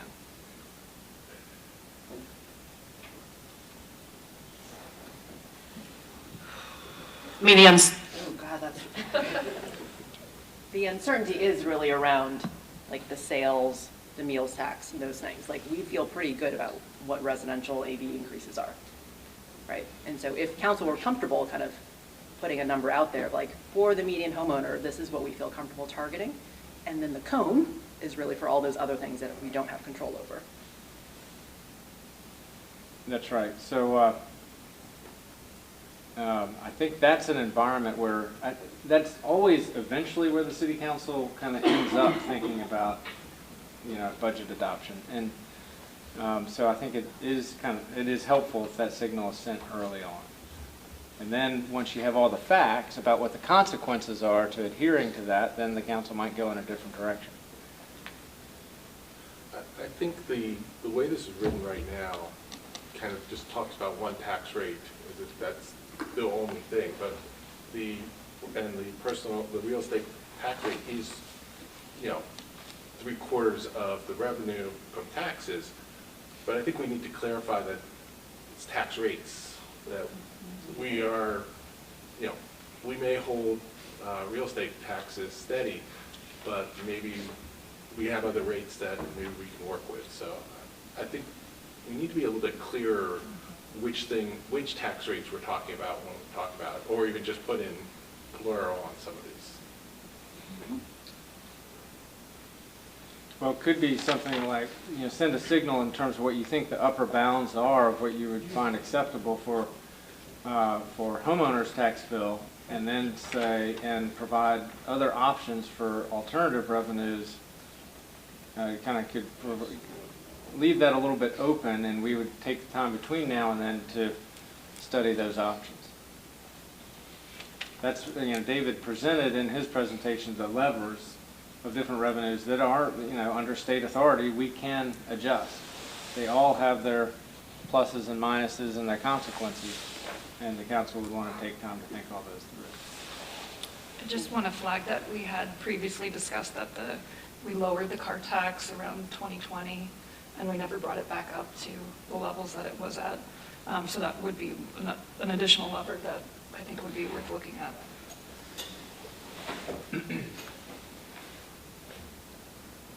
So back to number 2. I think I heard concepts where we talked about a target of what we think the impact for the median homeowner should be versus pegging it to a tax rate change. Like in the past, we used to say plus or minus 1 to 3 pennies or something, like a range of that. I think last year was the first time we talked about like targeting a dollar amount per se. So slightly different than what you're saying, Art, is even with an AV impact, being able to adjust the tax rate enough so that the median homeowners that only had a tax bill of X. I'm on board with that for the property tax. I'm just kind of saying there are other taxes that we may. Other taxes, let's leave those open and make it clearer that there's multiple tax rates that we can adjust. To Justine's point, personal property is a different rate. Okay. How do people feel about including language, though? Including language that calls out other levers if we need to. Is that what? Yes. Yes. I think that's appropriate. Yes. And then Aaron also had an edit on beginning of sentence 2, paragraph 2. Or Yeah, sentence 1. I guess changing the whole thing. Yeah, I would prefer just to change the whole thing, and as Art said, bring clarity to like the driver of the revenues is basically the residential tax rate. This is what AV, or we're trying to keep taxpayer burden to this, and to the extent we're not able to adhere to that, like all of us need to recognize that that's placing an increased burden unless we're coming up with other levers that can help offset the burden that the AV tax increase / tax real estate tax increases are like absorbing for the overall budget. So I think we've got enough, I think, that we can work with, and you'll see language then. Our goal with all this is to send language out Tuesday afternoon, so the council, tomorrow afternoon, so the council can then discuss it on Wednesday morning. So what you'll see then for bullet 2 is going to be much shorter than it is right now. It's going to have a target on median single-family homeowners, or median homeowners. Can we take the last sentence there, the council and school board will continue to remain in contact, and expand that into something along the lines of, because there's so many unknowns at this point, or so many uncertainties, it's essential that we all understand this as a work in progress, and communication between all elected officials is essential. Independent on ongoing monitoring. It depends on ongoing monitoring. What is that? Someone's not happy with this conversation. You guys get ready for tomorrow. Meeting in progress. So I think we have 3 concepts. 1, tying it to the median tax bill. Openness to exploring other revenues. And 3, the commitment to stay in contact with the school board. Because anytime you talk about revenue levers, I also want to look at expense levers, right? So that's the obvious thing. Yeah. So Yeah. I would want to Should see that be language the same? that needs to be, we should not just be looking at revenue levers. Like there should be expense. That should be articulated. I think that might be a different number, though. That's right. Yep, 2 is generally the revenue number. Well, I would like to add a third one then that looks at 2B. expenses. All right, are we good to move on to bullet 3?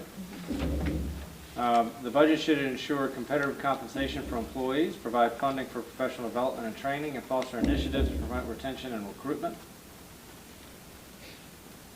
Yes. Fine. Yeah. I see head nods, so that's fine. Yeah. 4, the budget should include ongoing funds to maintain initiatives implemented in the last fiscal year, including infrastructure maintenance, including paving and sidewalk improvements, walk, bike, and other micro-mobility and project delivery. So for this one, I mean, I just want to clarify, like, some of the things that we were talking about was that we are like $1+ million per year in the hole in terms of repaving our roads. Would that be included in like initiatives taken on in the last year, or would we need to have like clearer language regarding some of these like big issues that we have?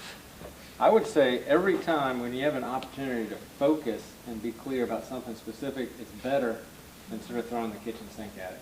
And this did get a little kitchen sinky. Okay. So one thing that is something that we need to do is to wean ourselves off of using capital reserves for paving and build that into the tax rate. Right. So it's sustained. Because at least from my perspective, like we're not on a sustainable path for road paving, and that's like a huge thing that's sort of gotten kicked down the road for many years, and so that's something that I would like to see City Council address in the coming years. Sidewalks in the same category. Yeah. So is there agreement to sort of tighten this one to focus in on that sort of piece of core infrastructure?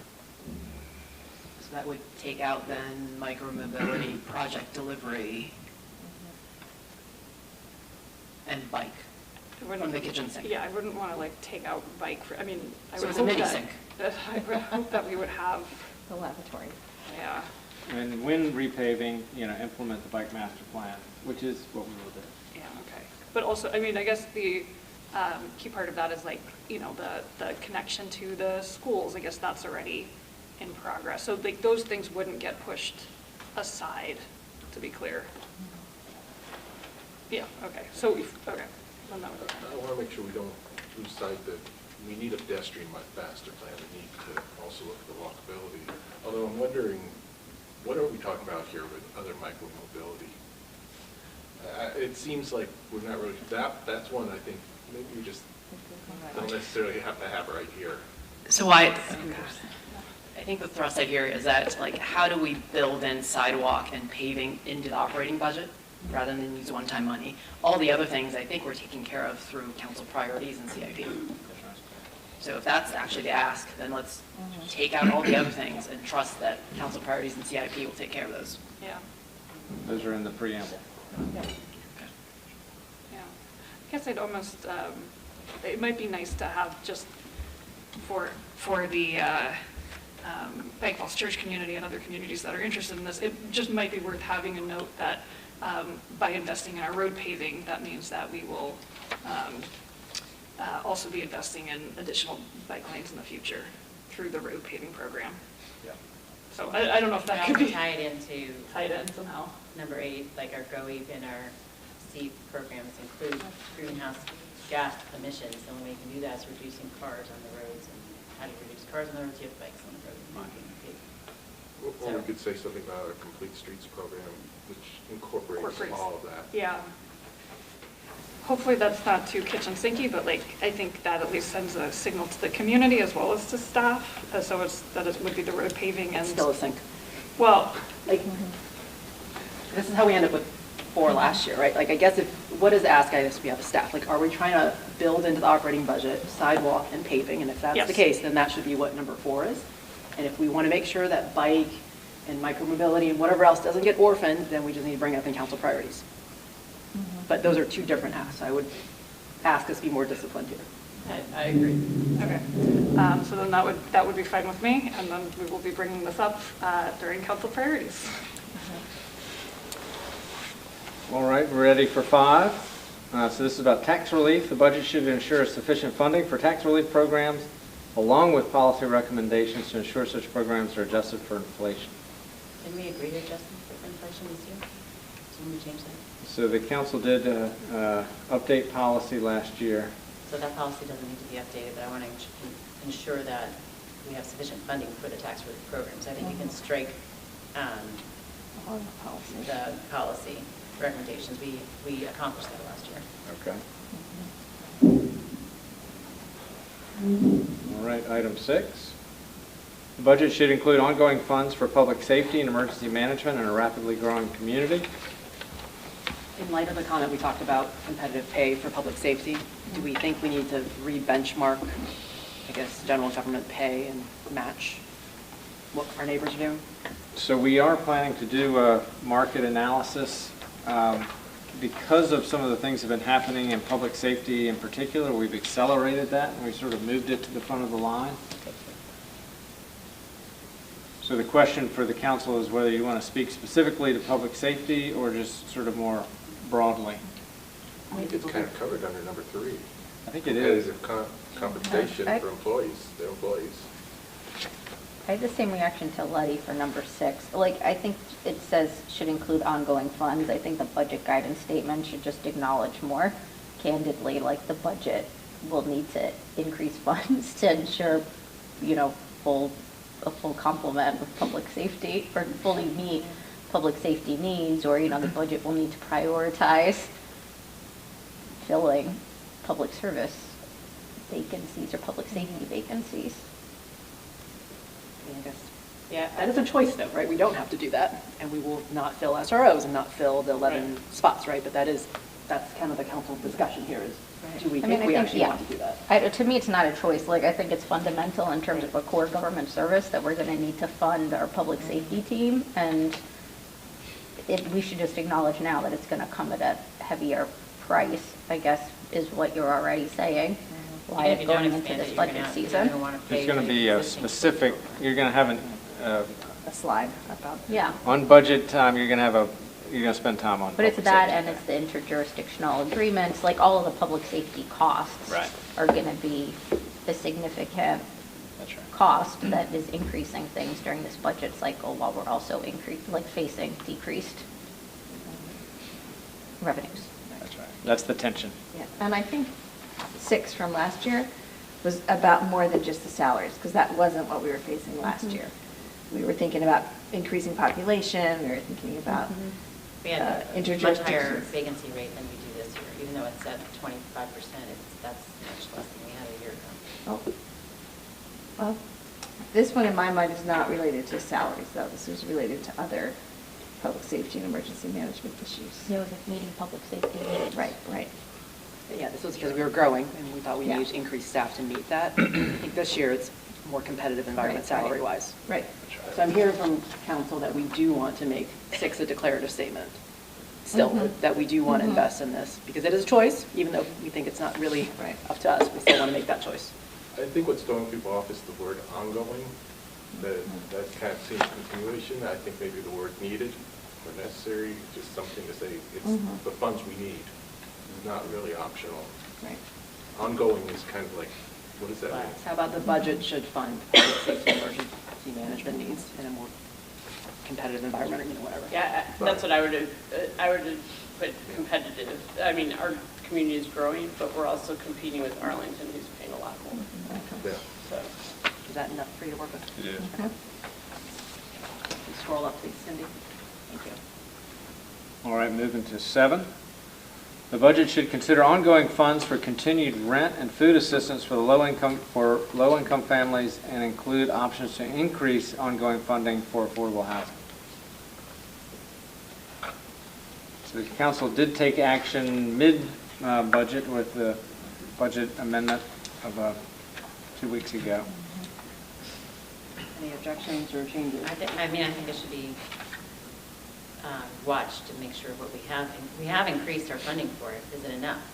We've talked about that every time we've increased it. So I don't think it should be eliminated, but we may or may not choose to increase it. I think it should be something that's consciously decided. The budget should monitor and consider funds? Yeah.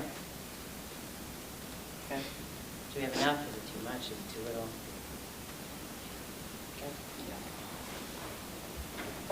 Okay. All right. Then 8 Eight is, definitely kitchen sinky, because we've had that since we've adopted these plans and we have not invested in this. So I think, it sounds super harsh, but if we have to choose other things over, we have to choose funding our police or our schools or whatever the case may be, we need to be specific about what we are going to invest in for the Go Eat and See. And if we're going to miss the targets or not. I mean, right now we're going to miss all our targets that we set out in our plan.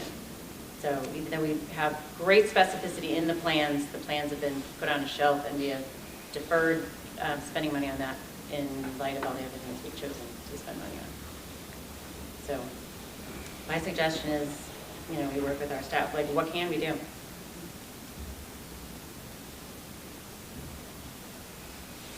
What do others think?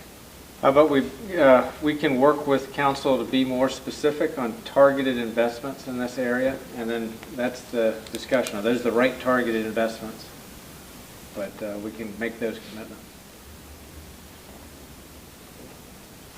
So we'll work on this language to sort of set that discussion up. Great. Number 9, the utility fund budget should provide a plan to finance additional sanitary sewer capacity to address the growth expected from new developments and mitigate rainfall-induced inflow and infiltration in the collection system as called for in the proposed capacity purchase agreement with Fairfax County. So I think by the time this budget is adopted, we'll be already implementing that plan. So do we need 9 then? I would say we don't. I mean, I'm fine so long as you fund the fund, like that there's money in it to pay for all of it, so. Why refresh us on when that discussion is? So we have that in January. So authorization to sign the agreement with Fairfax County, and that will be accompanied with a plan of finance for those purchases and meeting any other requirements the county has for us. Contingent on that, I think we can take out 9. Yeah. Right, that means we accomplished it in 2020. We will have accomplished it in 2026. So 10 and 11 are, one relates to kind of our standard language of making sure people don't forget about the investment in the pension fund, so we plan to keep that in. And then 11, public information on the budget. So we had, to Letty's point on expense side, do we have number 12 that we're not just looking at increasing revenues, but we're looking at how we can decrease expenses as well? I mean, that should go part and parcel with the budget, but I think maybe we need to state that so that everyone's aware of the two directions that your levers can go. What do you all think about a 2B? Like right after the revenue levers? I think they should be further. Like right after that, and not relegated to 12 at the end? Those are fine with me. Okay. Number 3. It could just be 3 and then everything flows from there. Okay, we can do that. We have a statement recognizing the challenges our city population is undergoing. I think, is that anywhere in there? I think we would rewrite paragraph number 2 with that new kind of economic federal changes, taking that into account. Yeah, I think we need to recognize that. I think we need a clear statement of recognition that the circumstances today are not the same as they were a year ago. Agreed. I think that's what I think for that second paragraph where we talk about the federal government loss of, employees. I did want to, Wyatt, on that last one, I did want to, one of the versions I was reading with the proposed town halls, and this happened last year too. I know it was just like a proposed date, but the one that was proposed is during the school spring break. And I know this happened last year too. So if we could try to, I know it was just a proposed date. I think it was the April 3rd.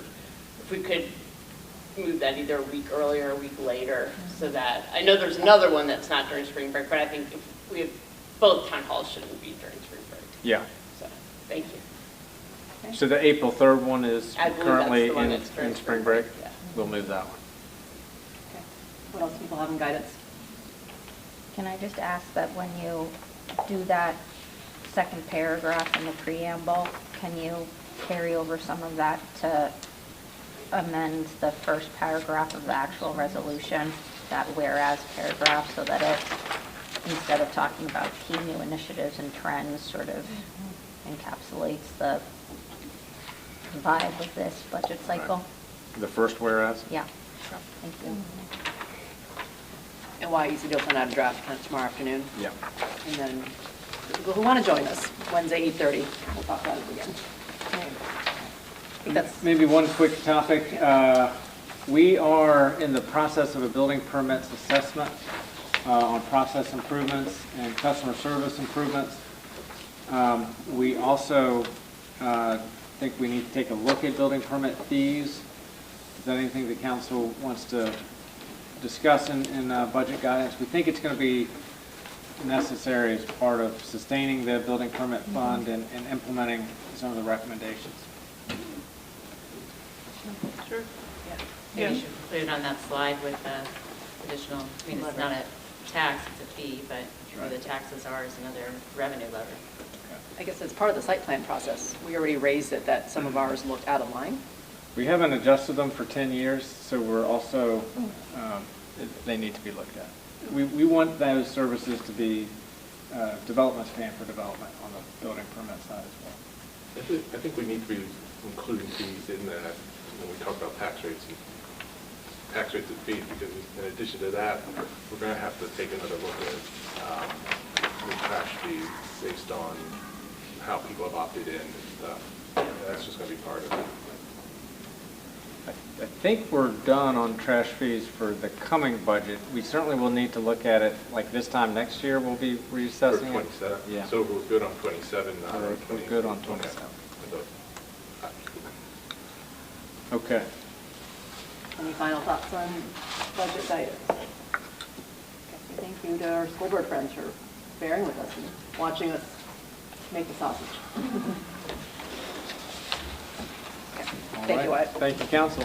We have consent. Do we need to talk through the consent items? Are there any questions on the consent calendar? No. All right. If you do have any, email them to me and we'll make sure the staff reports and address them. Thank you all. Thank you, council. Thank you, school board.